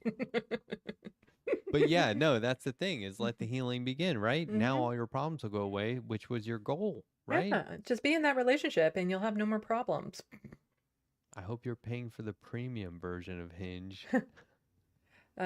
Disrupting generational trauma and establishing a fresh culture of admiration and validation. Oh, get into a relationship and suddenly that generational trauma you've been suffering doesn't mean anything. Wow, yeah. Got it. That guy should be fired from his job. Look, I'm pro worker, but some people aren't qualified. I'm sorry. Men have He's a doing a disservice. men have a key role in transformative, but only if it goes all in. It's going to well, whatever. You see, can't even finish it. You're right at the end. Can't even finish it. Bad article. Fine. And he ends it with a question: will we step up? Who's Is we, going to man? take that time of it's going to take that kind of commitment to themselves, to their mental health, and to the kind of love they want to generate in the world. Will we step up? Next video. No, dude, we won't. Some of us don't need to. Check yourself. Let's see. Well, have some of you heard of the men going your own way thing? I'm sure most of Yeah. you have. Well, apparently there's also one for women called the B4 movement. Oh. Okay. I gotta tell you, with these videos where people just talk at you, and I don't know who they are, I have no respect for them. Mm-hmm. Who is this? What are their credentials? Yeah. Why do I care what randos say about Well, she's anything? not. But let's Basically, watch it. she's just telling you what the B4 movement is versus Yeah. anything, So you don't have to read it, I guess? something like that. Okay. The 4B movement, which if you don't know what that is, go look it up and come back. Don't worry, I've got you. The 4B movement over in South Korea is starting to get a lot of attention all over the world and the internet, so let's talk about it today. Like, what is it, where did it come from, and why is it becoming so popular all of a sudden? And why does some people believe it is one of the main factors contributing to the fact that South Korea has like one of the lowest fertility rates in the entire world right now? So yeah, I would argue that it's pretty effective, and now it's starting to garner attention over here in the West with all the women who are also fed up with dating. There have been a lot of feminist movements happening in the past 10, 20 years or so over in South Korea, as there has been all over the world, of course. But a new subsect of women in these feminist movements are starting a movement called the 4B movement, also known as the 4 No's, which is a group of women saying no to dating, child rearing, marriage, and relations of any kind with men, if you get what I'm saying. And from my research, the 4B movement actually originated from a larger movement called Escape the Corset in South Korea, which is interestingly similar to some behaviors we've been seeing over here in the West. But it's no secret that in South Korea, the patriarchy is very strong, right? And they have very strict beauty standards and, like, you know, things you're supposed to adhere to. And a lot of women shared their story. That was an issue for me growing up as well. Very strict standards as to what women should look like. About how they always felt like they had to have a certain amount of makeup every time they left the house. They had to look a certain way, act a certain way, fit in with society a certain way. They had to buy. Do you think that there's a misconception that young men think that they're supposed to have a neck beard? That women want that? Because that is not a good look for anybody. I've never seen anyone pull that off, but it's everywhere, especially in the South. Do you think that they're under the assumption that they're supposed to look that way? What? You know what? Like society wants them to have the neck beard? I can't make any determination on a neck beard until I see Sam Cedar in it. It would not be good. It's never good. If he can pull it off, Anything untrimmed and just growing wild except for the places where it should be is bad.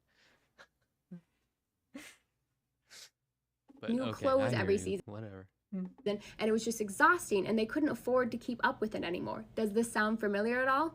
But of course, naturally, they hit a breaking point, and they formed the Escape the Corset movement. And part of the protest was that women just... oh, did you see oh, what's her name? One of the famous singer women things went to the Met Gala, and she had her waist cinched in like crazy tight. Oh, no, I didn't see that. Mm-hmm. I can't. I don't She watch. looked like she was going to throw up. I don't like to watch rich people have fun and take pictures. Like She this is did why I don't not watch look like she was sports having anymore. fun.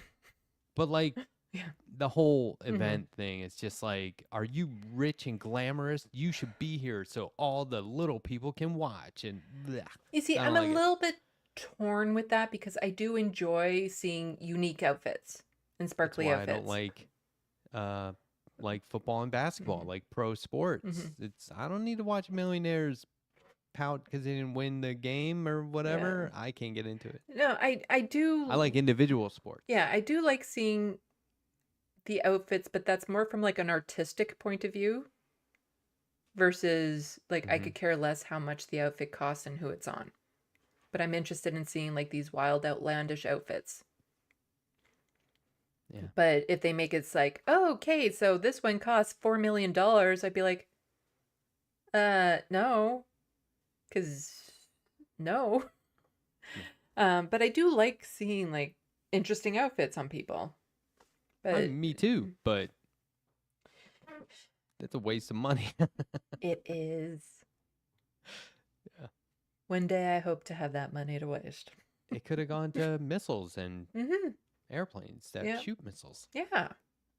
started destroying makeup and clothes altogether. But a lot of women noticed, of course, things weren't getting better, and the issues stemmed way deeper than just physical appearance. Women started to notice things like South Korea ranks 99 out of all 146 countries for gender equality. That's really bad. And articles started coming out with surveys that were reporting that 65% of women in the whole country didn't even want kids, and 42% didn't want to get married at all. And 80% of the people said the reason for that was because domestic violence was so bad. And on top of the fact that things were getting so bad over there, the South Korean government wanted to shut down the Ministry of Gender Equality and Family, which was the place that is supposed to be supporting women. And they started removing terms like gender equality from textbooks. They also noted, of course, that the gender pay gap. Okay, I think we now know what the Yeah. 4B movement is, or B4 movement. Right. 4B? 4B. 4B. Basically women just getting fed up. I don't know if you were interested in watching part of this one as well, or we could just read the top. Misogynists you are can crying watch it. about birth rates, complaining that women value their own lives, goals, ambitions. As lawmakers in the U.S. making U.S. make being pregnant even more dangerous with abortion bans. But let's not forget the U.S. also has skyrocketing costs of childcare. So basically, she's coming from it from the point of view of like, what incentive is there for women to actually get pregnant when they're expected to do all the child rearing that they're usually looked down on, that they lose out on the career, that they don't get as much money, Yeah. like all of this sort of stuff. My take on just procreating at all is, of course, it's perfectly fine. You know, you do Mhm. have kids. My God, whatever you want. The dynamics of having kids with these societal standards is it's like one of the most arrogant things humans can do. You don't want my kid to be part of saving the planet? Huh? That's not why you have kids. That's okay. If I want to use the same principles of that logic to argue that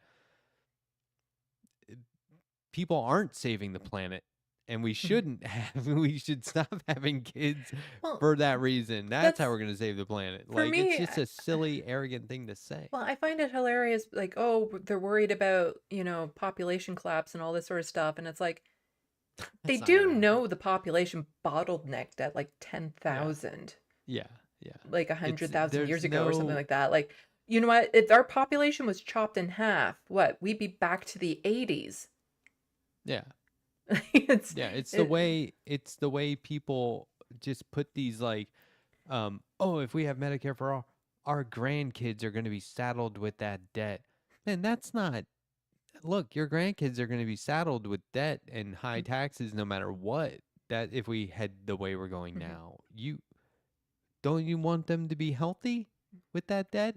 I don't Yeah. understand. Like, you want them to be sick and have debt? It doesn't make any sense. So it's like Mhm. these weird things that people just put out there as like blanket terms. I just can't get behind it as Well, much as I can't get behind people talking at a camera from their kitchen like mhm. care. Like, part of it when it comes to children and me, like, it's like, okay, the population of this species, like, the species does not depend on me having children. And Yeah, also, I would rather grow old and regret not having children than to have children and regret having them. right. Well, I wish you did TikTok videos because I'd much rather watch you do it than whoever this is. I don't know. Did you even want Or to that watch last this? person. Oh, you can watch it. Sure. I love making fun of shit. Oh, No, you can watch it if you yeah. want. Women are literally driving the human race towards extinction at the moment in the biggest case of Oh, fuck foreign around and accent. find out the That's world good. has ever seen. By That's a plus. Hmm? The accent is a plus. Yes, That makes a accents are big nice. difference. Yeah. Accents are nice. Oh, so you didn't prep. Okay, got it. I forgot this one was the accent. refusing to have kids because they don't like the way men treat women and they don't like the way that society treats mothers, and so they're like, you know what, instead of having kids and continuing the human race, let's just go extinct. Like, let's just all go extinct. And this isn't only happening in South Korea. I don't know if you saw that report a few weeks ago that said that for the 4th year in a row the birth rate there was dangerously low compared to the death rate. You know what? Again, I'm fine with the population of the planet just naturally lowering. Like, I don't want it Yeah. done through plague or anything of that sort, All but the other species would thrive. yeah, I'm fine with Right. with not having like, I know there's things about the economy and blah blah blah. We need a different economy is what it is.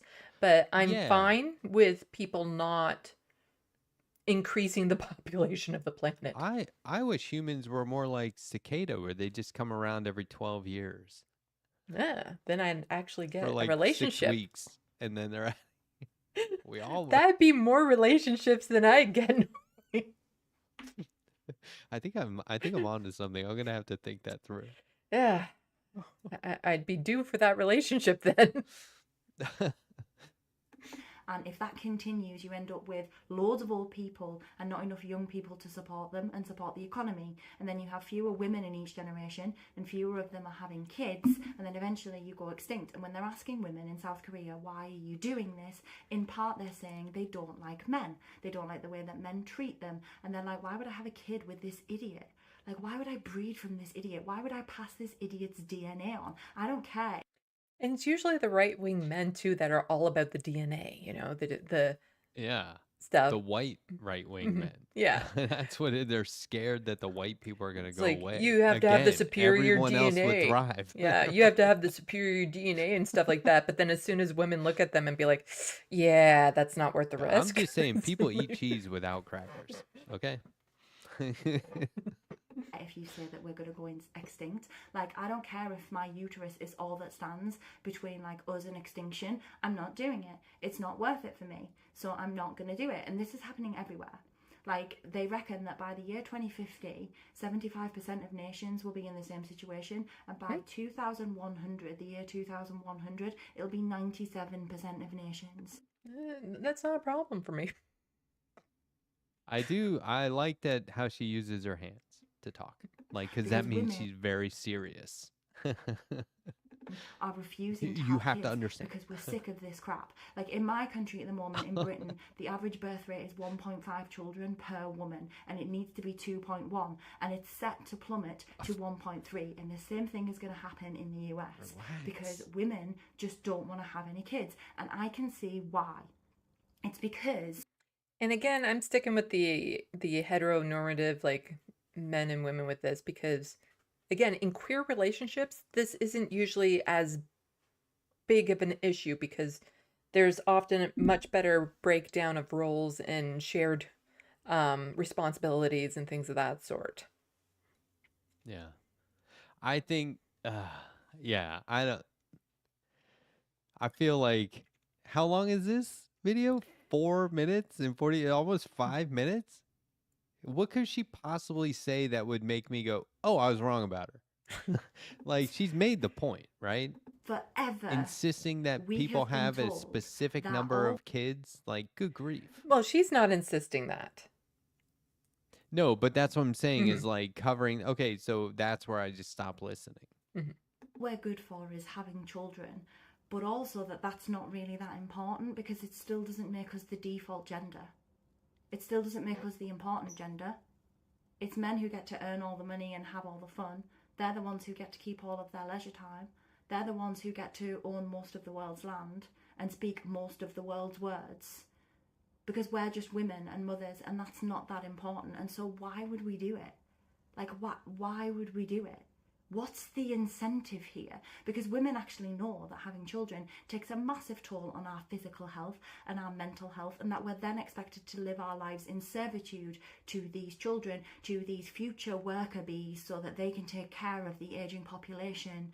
And our entire lives will be changed by having a child. But we're also constantly told that that's not that important, but that's all we are, but that's not important. And so we're looking at the situation and we're like, why would I do this? I'd rather put a backpack on and go traveling. I don't care if we go extinct. Like why would I do this? Where's the incentive?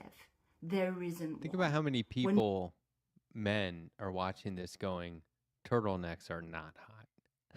Not even hearing, like, who's this for? This People is who just agree, or this is just more of an explainer, I think, to men as to why women aren't interested. Because I think if you need this explained, well, that's there's the thing. other problems. Yeah. You know, the whole bear versus man in the wood thing. A lot of men need that explained to them because they don't get it. And this is just another one that men don't seem to get the different, you know, the different relationships, the dynamics and everything. Like when it comes to raising a family and their role versus what a woman usually does and stuff like that. They don't get it. When I saw man versus, I mean, that is what I mean. There's other problems. You should get that. But there's the man versus bear thing. I thought that was about like a type, like somebody's type or like preference. I didn't read that. And I ignored it for days. Bears are usually not available to women. That's what I mean. I thought it was like, you know, talking about, I was like, okay, this isn't for me. I'll just skip this. Not even I realized what it was for doing it. Like, we're actually like brought down for doing it. Why would we do it? Why not instead just go out there and explore this world and live our lives? And that's what more and more women are doing. They're making the decision to do that instead. So here's the thing. If you don't want to go extinct, you better beg us to start having kids, and you better make it worth our while. There's not a price tag attached to anything that would make me bear a child. I don't care how much money you give me. There's nothing growing in this. It should. That's a science fiction trope that it'll come down to one man and one woman who have to repopulate the planet. I'm like, that's a lot of work. That's a lot of inbreeding. You're not just, you know how many kids that first couple is gonna have to have, and then it's all inbreeding from there. It's not cool. So maybe these people are just trying to avoid that. Yeah, for me, part of the first clues to me that the Bible wasn't real was the whole Adam and Eve thing. Right. Even as a child, I'm like, yeah. Like, that's the only solution here. That's the only way that we get out of this mess. Women need to be recognised for their importance, not just in terms of having children, but everything glorious that they bring to this world. Because we've been told for all this time that, like, it's not us, it's not you, you're not the important ones. Like, you guys aren't the key workers here. And now actually we're seeing that we are the key workers, and actually we are vitally important for the continuation of the human race. And before anybody jumps up in here and is like, well, then you guys are selfish. Why don't you just take one for the team and sacrifice your physical and mental health to have children? Like, what, they just do that. The human race depends on it. This isn't our fault. It's yours. It's society's fault, and society has been run by men for all these years, and you have left us feeling underappreciated and unvalued for everything that we have to offer, including having children and raising them and raising the next generation. And we just don't want to do it anymore. And we're not gonna. Oh, we're gonna Fuck have around to and rely find on out. clones. Yeah. Oh, We're and gonna have to clone kids from speaking now of those men, on. Oh my gosh. being- I mean, you're using the term facetiously or loosely, very loosely here, but okay. but again, look at this this is like, guy. do we feel like men making women feel undervalued and underappreciated? Case in point. Here's the basically- guy who's like, I am everything men need to be. Also, I have zero self-awareness. Right? I'm worried about his wife's safety. He's married. Yeah. As far as I know, he is. I've never wanted to Google somebody quicker. We've basically told a great generation of young women, don't get married, don't have kids, go get a corporate job, and it's created mass political hysteria. So that's one of the key differences is that it's not that we've told women that, it's just women are now starting to clue into like why. But what does he know? Are we supposed to believe he's some sort of historian? Or like some, like, I'm saying cite sources, man. Like, we told a whole generation. Who is we? When? What are you talking about? This is all off the cuff. Like, he didn't even prepare for this. Sorry, you got me curious too. Yeah, I mean, I think it's just your stereotypical Let's see. female Trump. Yeah, he's Right. married. Does she look like Trump? I have Does she no have idea. bleach blonde hair and really tan? Yes. Ah. She just has she'll be on Fox News or Owen or something. She'll be on one of these conservative networks and he's her direct in. Guarantee it. And he has a child. I worry about her safety.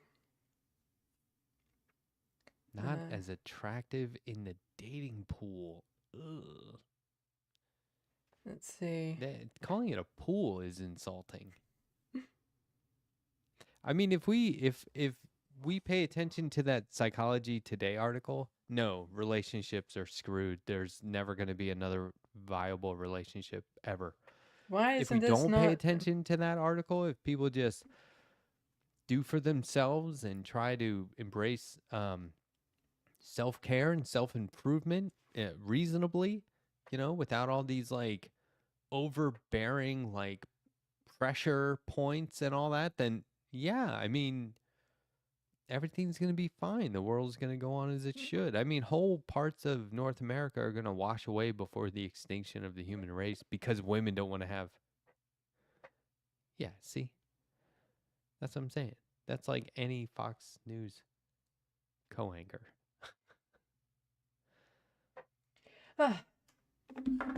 And then in their early 30s, they get really upset because they say, you know, the boys don't want to date me anymore because they're not at their prime. Seriously, how does his wife feel about that? You know, it's not like she's not going to overcome the age 30.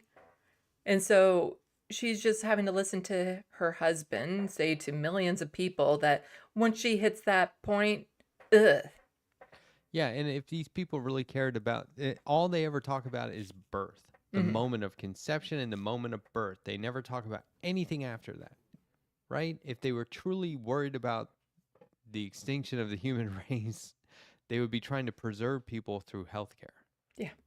Prime, and people get mad when I say that. Well, it's just true. If you're in your early 30s, I'm sorry, it's like you're not as attractive in the dating pool as you were in the early 20s.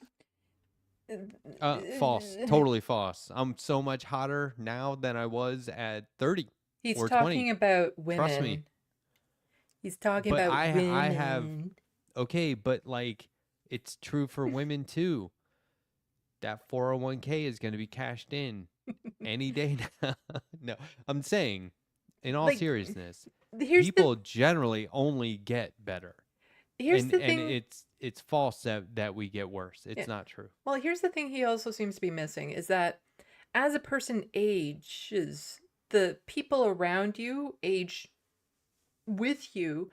And so, like, when I was 20 looking at a 40-year-old, I would not think that 40-year-old was attractive.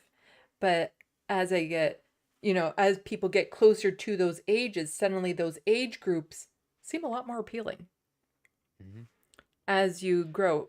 I find it disturbing because now when I look at, a 21-year-old guy, I look at him and it's like, that is a child. Like, it's just like, ew.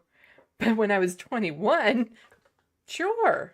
No, and the fact that like, so many men will continue to age, but then still just fixate on those younger ages. Ugh. I just don't see the point of saying this beyond being controversial. There's no logic here at all. But again, you have your corporate job in cats, so I thought See, we basically. Cats. He's just being a jerk. Yeah. He's just being an a-hole. Well, how about a little bit of a palate cleanser from that? Okay. Speaking of misogynist assholes, Malay has a couple words about that. Oh, good. Let's see. You know what's stressful? Whenever you critique patriarchy or misogyny, men get upset like you're attacking them, and it's like you hate men. And it's like, no, I love you. That's why I'm trying to help you. Patriarchy is your fucking enemy. It's whooping your ass. Okay, I'm on your side. You know what's stressful? That's good. That's not a flattering pose for her to be posing at. There we go. That one's much nicer. Yeah. Yeah. She's right, though. Yeah. So many men don't clue into, like, we're not, attacking men when we're trying to say, you know what? Maybe try looking inward and improving yourself. It's not. Look, here's the thing. No one's attacking men before they're misogynistic. Right? It's not like you're always under attack and you just can't be yourself. No, dude. Stop trying to impose all this unreasonable stuff on everybody else and women. Mm-hmm. And getting mad because people are different than you, you're not going to find a relationship that fixes that. That's the exact opposite. So, it's like I was saying, there's hope for relationships if you, it's not just believing in yourself, but believing in yourself as someone who can improve and get better. Mm-hmm. Well, I find that there's just so much unrealistic expectations of what relationships should be and stuff, as opposed to, just finding somebody that you enjoy spending quality time with. But with a lot of men, they're trained or taught that your woman needs to somehow raise your status. Right. By being attractive, by being attentive, by being the perfect housewife. And if you don't have that, or by being young as you get older, and if you don't have that, then you're not a real man. And meanwhile, there's lots of women in their 40s. Yeah. Meanwhile, there's lots of women in their 30s and 40s that are single that just are constantly overlooked because they're so fixated on this idea of, like, I have to have the youth, I have to have this and that and the other thing. And they're so fixated on this idea of what they've been told men should like that they're missing all of these great opportunities to meet someone that they might actually hit it off with. But they don't view women as being in a relationship with them. They view women as being something, that is in a relationship with him, but he's not in a relationship with her. Right. And that's, again, why men are lonely. And when a lot of these couples end up breaking up, if they've been together when they were in their early 20s, it's usually the men that are looking around afterwards and they have no friends because they weren't the ones that were working on any sort of relationship. Yep. Now, you don't seem too enthused about the whole bear in the woods thing. I don't care. You show what you want. Well, I'm going to tell you, if you're going to show that one TikTok, What, this one? This guy. Okay. Look, most annoying person on the planet. I'm not critiquing him. He's putting himself in front of me, right? He's everywhere. If I was in a business meeting and it was this guy's turn to report what he's been working on, I would just quit if this is how he talks in real life. I don't appreciate this at all. So you can play it if you want, but I might make fun of him. He's not saying Are you anything sure? bad. Are you sure? Because I like the second one It's a actually a bit better. commentator. Yeah. I like the Yeah. second one. Well, for me, it's the last few things he says on this one that really hits Skip it to the home. end. No, I'm just kidding. Do what you want. But I found these fun because, there's been a lot of talk over this man versus bear thing, and It's part of my hang up is that it's not meant for me. Do you know what I mean? This talk isn't meant for me. And I think if he's going to present it this way, the people it is meant for isn't like his whole audience is people who already get this, right? yeah. I wouldn't be too worried if I bumped into you in the woods. Whoops. Right. Ooh, me personally? Yeah. I'd be like, are you okay? I'm lost. Yeah, Are you'd be you very lost because I'd be like, fuck this. You're in Canada. Took a wrong turn. Yeah, I thought it was in Detroit. I'd be more concerned than worried about anything. But you can play this. Go Sure on. why this is a debate, but here we are. And I've seen a whole lot of comments from people who don't understand women's stories or statistics. So to be clear, the answer is unequivocally a bear, and here are the two reasons why. First, the numbers. In the United States, there are 340,000 bears and about 57 million hikers, 26 million of which are female. Since 2020, there have been exactly 7 women killed by bears and 15 non-fatal attacks on women. In the US, there are also 165 million men and 168 million women. Since 2020, there have been 8,000 fatal attacks on women by men and 1.6 million non-fatal attacks. Yeah, but what about adjusting for population size? Okay, fine. But first, just so we're clear, this is an impossible hypothetical because in the US, the Departments of Natural Resources in every state regulate the population of bears. They do not regulate the population of men. But sure, for the sake of this, let's do the impossible. In order to adjust for population, the number of bears in the United States would have to increase by a multiplier of 485 in order to equate to the same population of men. In other words, to get us to 165 million bears, which means you'd have to take that same 485 and make it a multiplier of the incidence. So in this hypothetical, 3,395 deaths and 7,275 non-fatal attacks, which means even in this impossible hypothetical of 165 million bears, you're still... Are you okay? I'm laughing. I'm in the Sandbox. Hmm. I'm not listening to this guy. I'm sorry. I'm messing with Soul Life. I'm not listening to this. Well, I can't process it. It's nobody cares, man. It's well, boring. the only reason why he's doing this is because there's so many men out there that are so offended that women are choosing the bear because they'll be like, oh, but a bear is this and that, and you're more likely like a bear will blah, blah, blah. Let's just skip to the end. It's a good way to illustrate the point. I get it. It's just this guy's a dork. I like dorks. Wait, so am I. I'm a dork too. So what? I like dorks. He's married. Whereas, by the way, in the United States, when a woman who brings a legal claim of self-defense, they are 2 times more likely to be found guilty of a crime themselves than when a man brings up a claim of self-defense. It's almost like we just don't believe women or something, you know? Speaking of which, the second reason why the answer is bear. It's because women are telling you that it's bear. That's... But it's the ending of this one, I think, that really kind of paints the picture.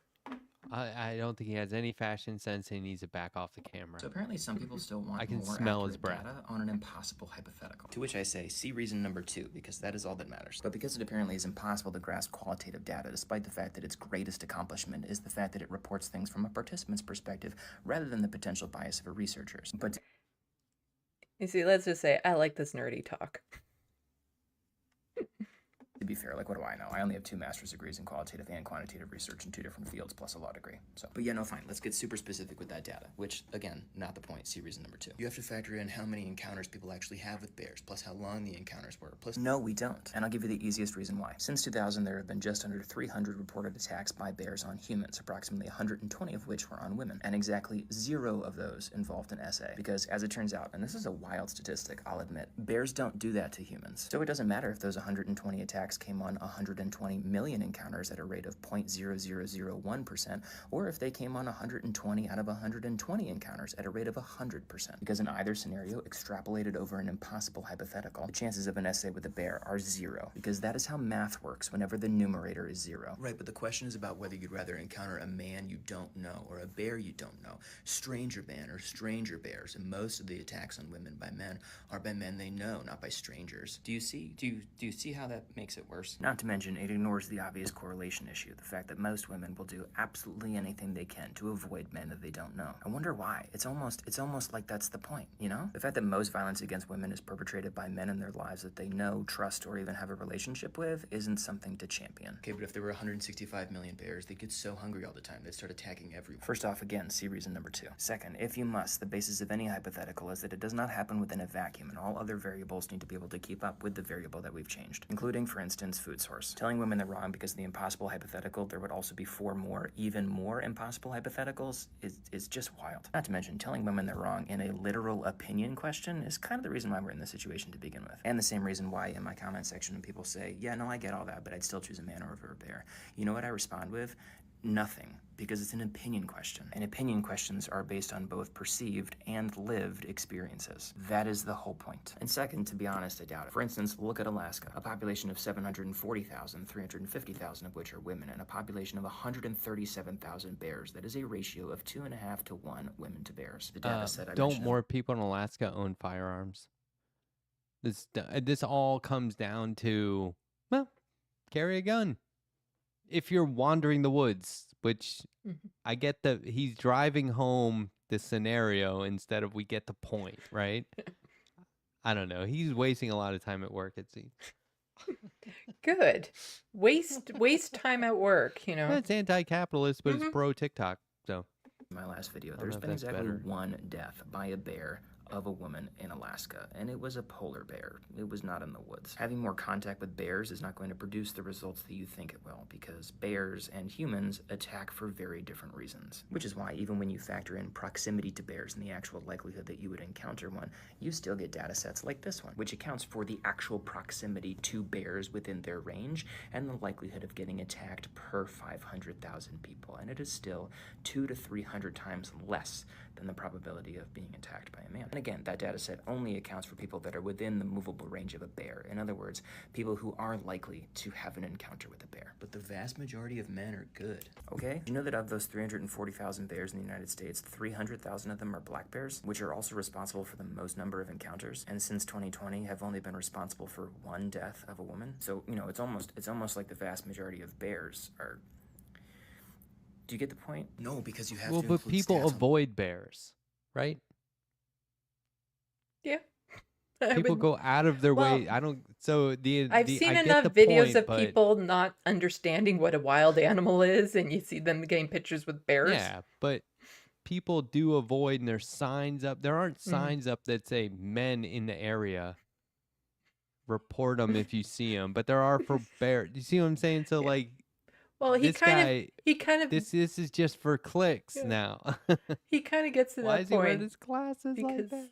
Bears are in their home territory in the woods, but we'll get both male and female victims with bears, because bears don't understand the difference when they're attacking a man versus a woman, so that's not fair. Exactly. See my first point about the number 0. And also, if you were to do that in order to get the most accurate data possible, you also have to include on the other side of the equation all male victims at the hands of other males, because that's only fair in order to, you know, get the accuracy.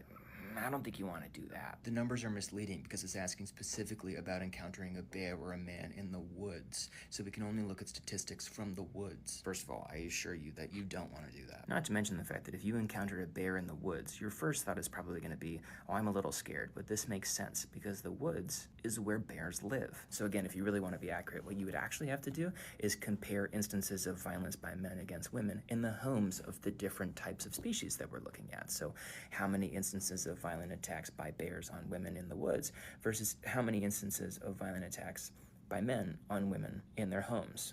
And again, I don't think you're going to want to do that either. Now, of course, you could flip it and you could say, would you rather wake up in the middle of the night and come downstairs and find a bear in your living room going through the fridge? Right. Or a man that you don't know sitting at the counter? Oh, that wouldn't work either, would it? No, he's like, tune in for my next video. Yes. I'm gonna do this again and again. I'm Also, riding it out. Who has a fridge in their living room? College kids? Maybe. Airbnb? No, I tenants? find this whole thing interesting in how men Yeah. have reacted to the question.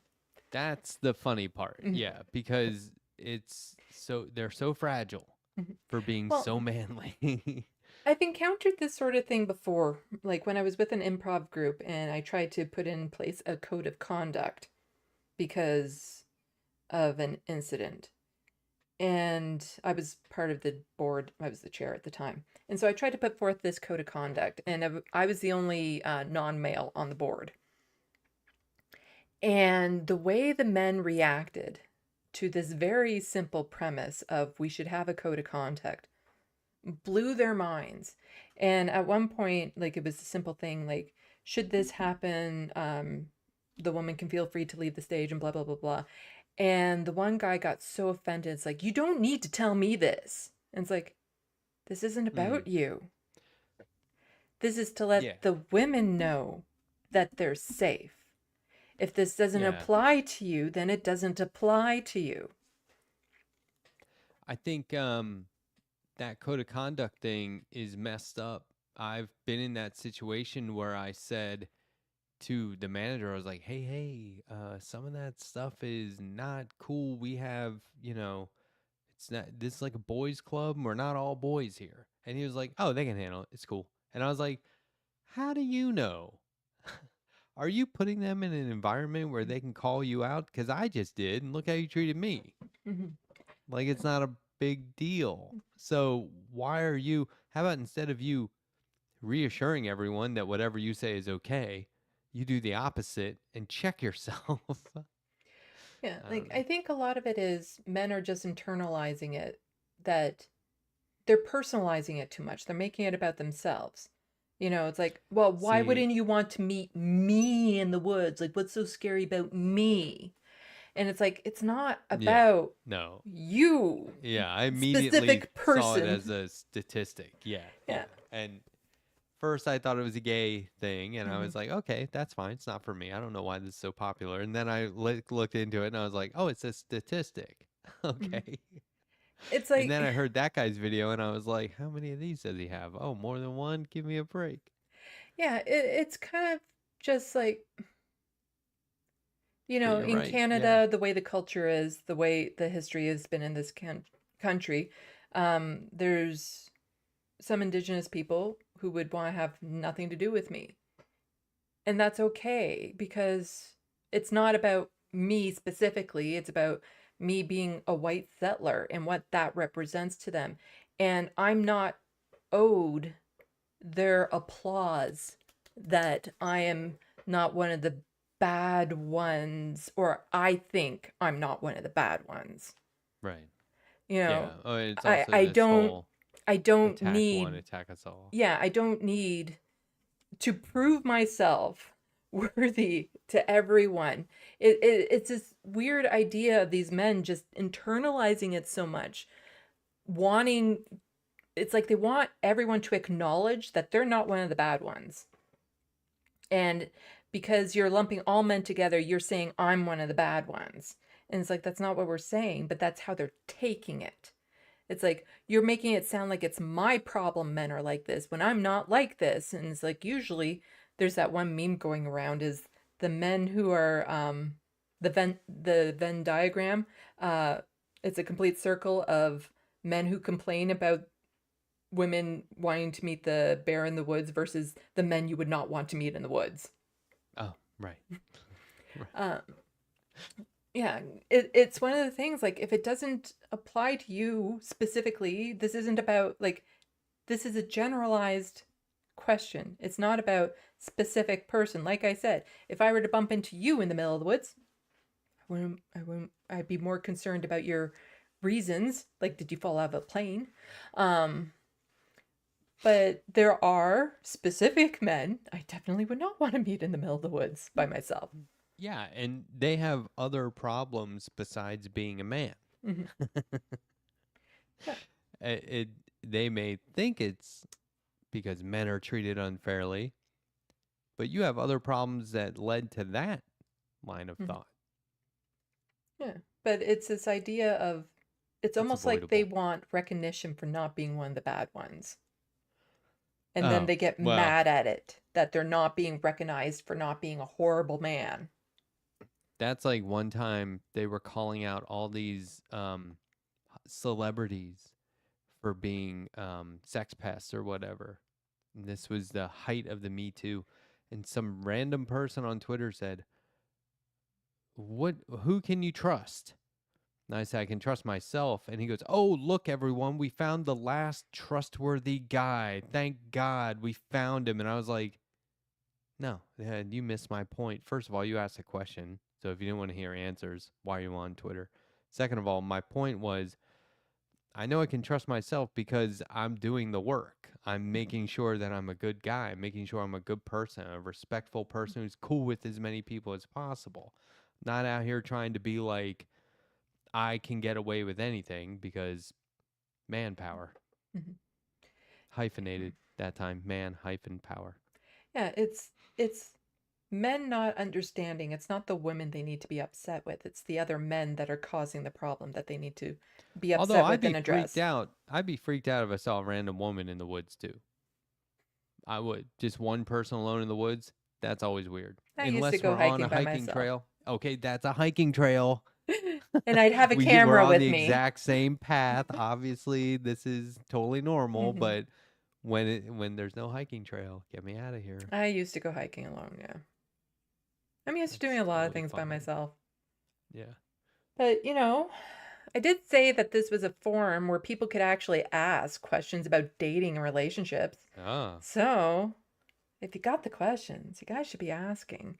And a really good way for me to notice that question is if, you know, there was like a monetary amount added to it. Then I'd be able to see it easier. Yeah, does everyone kind of get what we're saying with this? I don't know. Sometimes, you know, it feels weird when I give relationship advice, and yet so many times I've given relationship advice to people and they come back to me and it's like, you were right. And I again, think this crowd gets it. It's not so much that I can't get into a relationship. There just hasn't been a relationship I've seen worth getting into. And like I said, a lot of the men that I am interested in are not available. Like they meet someone else, they get back together with their ex, or they just simply live too far away. I think My Dogs Are Goth came in late because they're asking, when do we hear advice from the guest that has had a long-term successful marriage? Yeah. I led with that. I said, you want me to recap? Do we have time for that? Pretty quick. Well, they can go back. They can go back. Yeah, you can always go back, but it's all about compromise and commitment. Not expecting someone to stay the same forever and not wanting somebody to stay the same forever and being totally cool with people who change. I think that when people say my marriage didn't work, that generally means, and people I know who have said that to me, that generally means what didn't work was your ability or desire to make it work. That's fine. But let's be honest, you're always making it work. You're always trying to make it work. You're always fine-tuning or making big adjustments. There's no one thing in life that doesn't require maintenance and regular maintenance. And then Well, I every now got and something then that doesn't have any upheaval. maintenance. What? Sorry, I What? just flashed back to the are you shaved or trimmed? No maintenance. Oh, yeah. Well, and then there's the neck beard. So something should be shaved completely. But I do think that Totally you derail know, your point there. well, but you can't, I mean, go ahead. But you can't have you almost can't set out to have to be married forever. Mhm. You have to set out to be married forever with the understanding that that's not easy and that it's work. And like some people are like, just wasn't fun anymore. And I'm like, well, sometimes it isn't fun. And if it's not fun, you have to, that's where you make the adjustment. That's when you have to figure something out. So, and there's a million ways to do that. But anyway, um, I don't know. And that, you know, anyone who brags about being married, which I'm not, anyone who brags about being in a successful marriage, even if they want to do that and they end up divorced one day, that's fine. I mean, whatever's best for everyone involved is kind of the key. And if you can be what's best for the other person, at least supporting them in what makes them a better person, then do that. And that's, you know, trying to do that every day. Well, one of the things that always gets to me about this, and this is like a societal thing, is that they view people who aren't married as less serious relationships. Yeah. Whereas for me, if I were to ever get in a relationship again, you know, just because it's not working out right away or something's going wrong doesn't mean I'm just going to cut and run.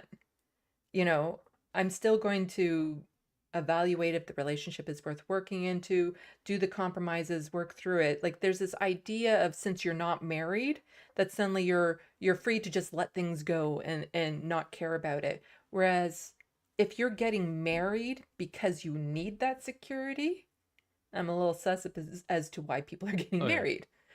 Don't do anything because you think it's going to fix you when you could just work on yourself. Yeah, like a marriage shouldn't be the thing to fix the relationship or now he can't leave me or something of that sort. Because, you know, I'm all for working for relationships that you find to have value, but I also don't see the point in dragging things on if it becomes clear at some point it's not going to work out. And also, the older we get, the more obvious it is who's in the club to listen to music and dance and who's in the club to get people drunk and take them home and bang them and never talk to them again. You stand out. You really, really stand out. And it's awkward. And if I you're in a like club where dancing. everyone's trying to do that, maybe that's not the club for you. I like dancing. Yeah. Well, and this is the thing. I don't. But I will if my wife wants to. Okay. Aww. So there you go. See, I got one all. That's points. Okay, let's check the Sandbox to see if anybody's actually asking for our advice or questions on thriving. dating and stuff. Let's see.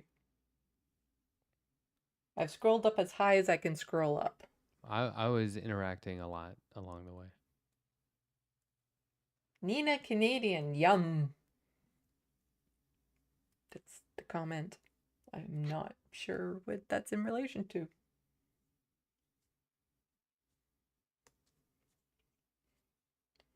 I don't know.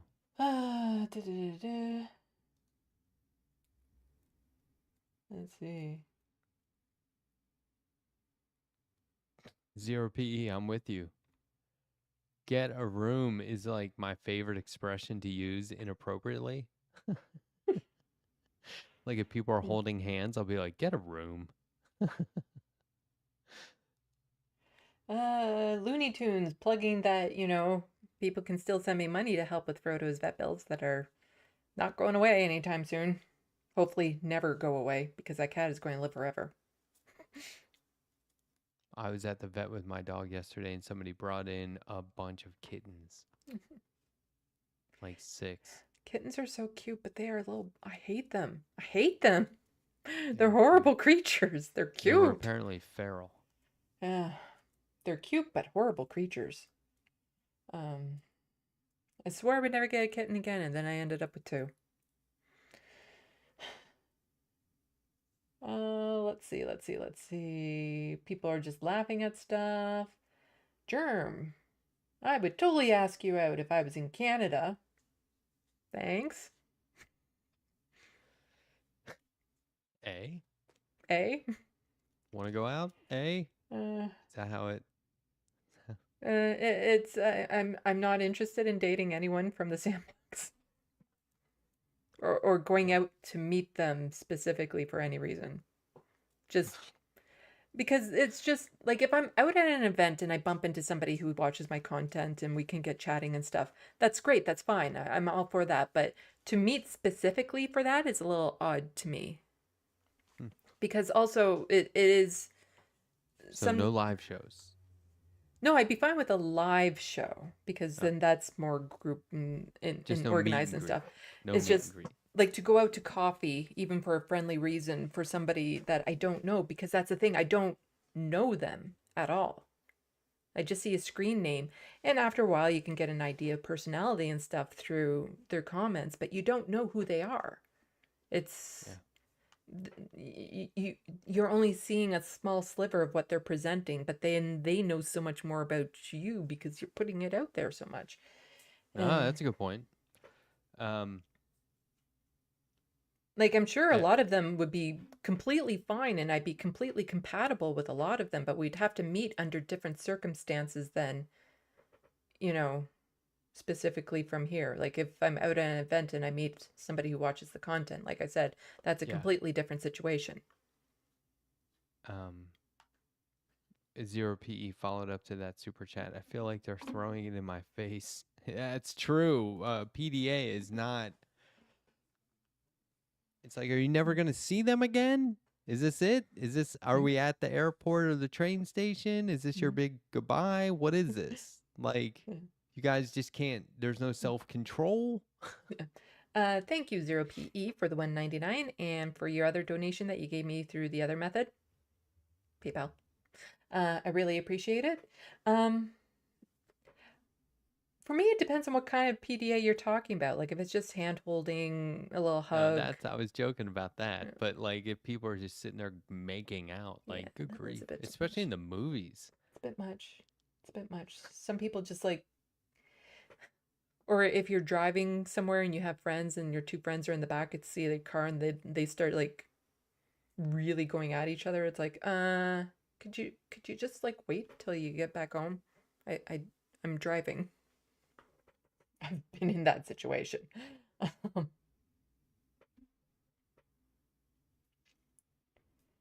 Let's see. We have BC Clarity Carlton Martin. Breeders never prosper. I don't think I've seen them in the Sandbox before, so welcome. Yes. Hello. Good to see you again. Let's see. Also recognized POF, plenty of fish. That site was a dumpster fire, but I did know some people who actually met, like, got relationships off of there. I just made an account while we were doing the show. I'll let you know if I get any replies. I'm not going to reply to them, but... Oh, I have stories I can't share online. I said, oh, never mind. I was going to make a terrible joke. I was like, "Whoa, wait, we're on air." No, there are some stories I have that I can't quite share online. I kind of don't. I don't know. I don't know if you see my lie detector shows, but it's all out there. Well, it's more, I'd have to reveal more than what I'm comfortable about myself right now. Because, well, what people see of me is authentic. It's not all of who I am. Yeah, don't do it. And there's some parts of my life I would just prefer to keep private. Keep them guessing.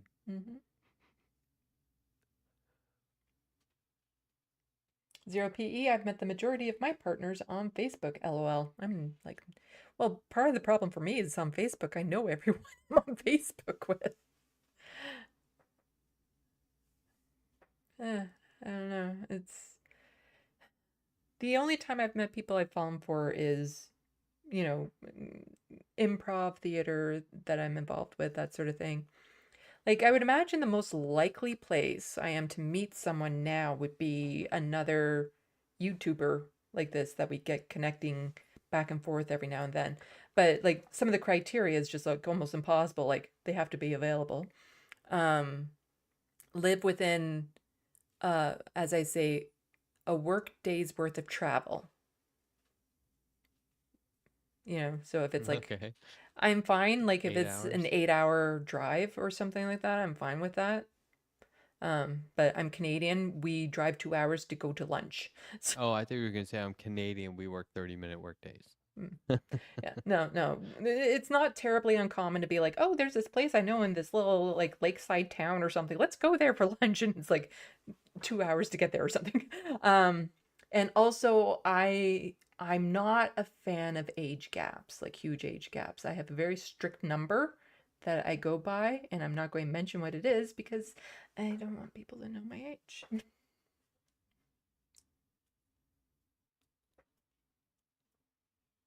Because it's just, I get told over and over again that I'm past my prime. I don't know though. It's like I'm hearing I'm always going to be single, and I have a lot of restrictions and very narrow 3. lane for these people to be in. 3. Yeah. 3. Get them down to 1 and look at how it opens up the field. 8-hour drive from my place includes Ottawa, Montreal, Chicago, and New York. That's actually, I would keep that 1. The age gap, and what was the other one? They have to be available. I'd get rid of those. Well, the age gap for me is just more of my traumatic upbringing. But there's a lot of like 65-year-old men who are married that you could have a relationship with like right now, today. I'm sure.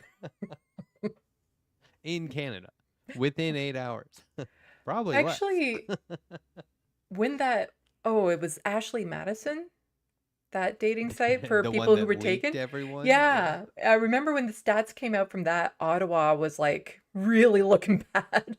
Oh. Canada's that's funny. capital was the capital of promiscuous Did couples. they leak names? Mhm. Wow. No, I think at least one person actually committed suicide over it. Oh. Like, I'm not a fan of leaking that sort of information. It's just it's people's personal business. Well, it's specifically for cheating, that website. It's a little bit of this and that and the other thing. Like, I don't know. You knew that was going to happen. I'm polyamorous. You can't trust the internet for cheating. But also, I'm not one to judge necessarily because there are some 65-year-old married men. Yeah, Line it up. I don't want, ew. 64. So old.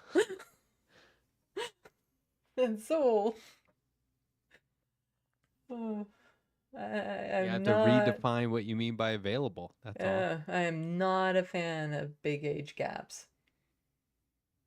And it's like one of the things, like I can find somebody attractive, but as soon as I find out that they're beyond that age gap either way, then I'm like, I can no longer see them as an attractive individual. Well, I mean, get over that now, or else the age gap's going to get weirder the older you get. Because the age gap I'm talking about now is pretty reasonable, but one day it'll be like, what? There's plenty of 90-year-old married men out I there. imagine that available age right gap now. is going to shrink the older I get. Yeah. Uh, But if women stop empowering mankind and beefing up our numbers, we're going to start cloning. So mhm. just got to save up for a clone of your own. Or a clone of somebody I'm interested in. That's what I'm saying. Yeah. Because that's the future is now. It's going to happen. But I do like both of my ex-boyfriends were younger than me. There you go. Younger married men too. That's a thing. I'm not interested in being a homewrecker type thing. I've been accused Oh. of that so much. Oh, okay. That makes a difference. Yeah. Latino Mifune. Mifune? Sandy Yeah, B like Latino talking Mifune. nerdy to me, numbers man. Yes, I love intelligent guys. Mifune is the last name of Speed Racer. Do you know Speed Racer? Here we go. Here comes Speed Racer. You know Speed Racer? The old, it's like the first anime released in the US in the 60s. The Wachowskis made a movie about it. I think the Wachowskis are Canadian. Aren't they? The Matrix. I don't know every Canadian. Come on. All right, well, Speed Racer's pretty mainstream. Anyway, his real last name is Mifune. No, I like it when guys just talk smart. Well, if this are you saying this is talking smart? Because I got a lot of. I'm the smartest guy you know. Sadly. Yeah, if a guy wants to hit on me, it's like, okay, here's how many pi digits I know. I knew a guy that actually had it memorized up to 200.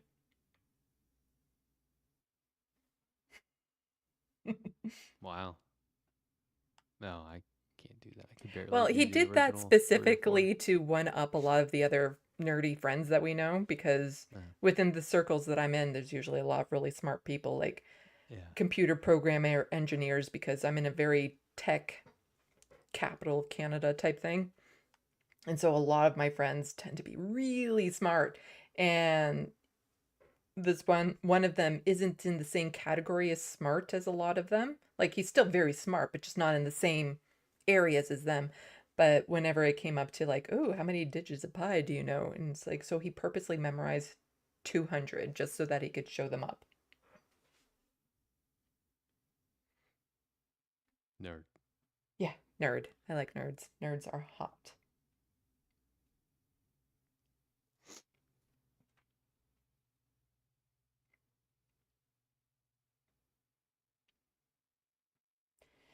I'm not seeing anybody asking for any advice or anything. Oh, well. Their loss. I don't know. I have so much advice that I can give. Looney Tunes 9000 says 100 Sandy. I don't know what that's in reference to. So it's everything. Everything I've said so far has just been spot on.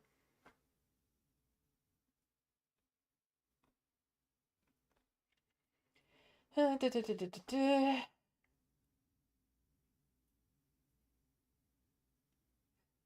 now people think they can guess my age. Let's see.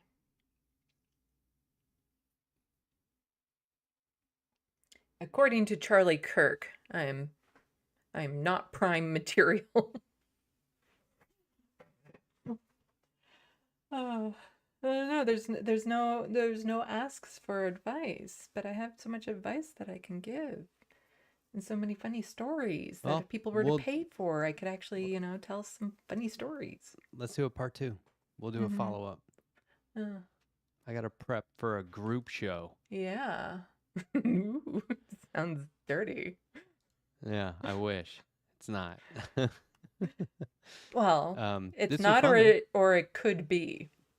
Oh, I don't know. No, it's not. It's definitely not. We're way too friendly. Which is the point. But sorry, I'm sorry. My hair is like in the super crispy stage that I can't stop fondling it.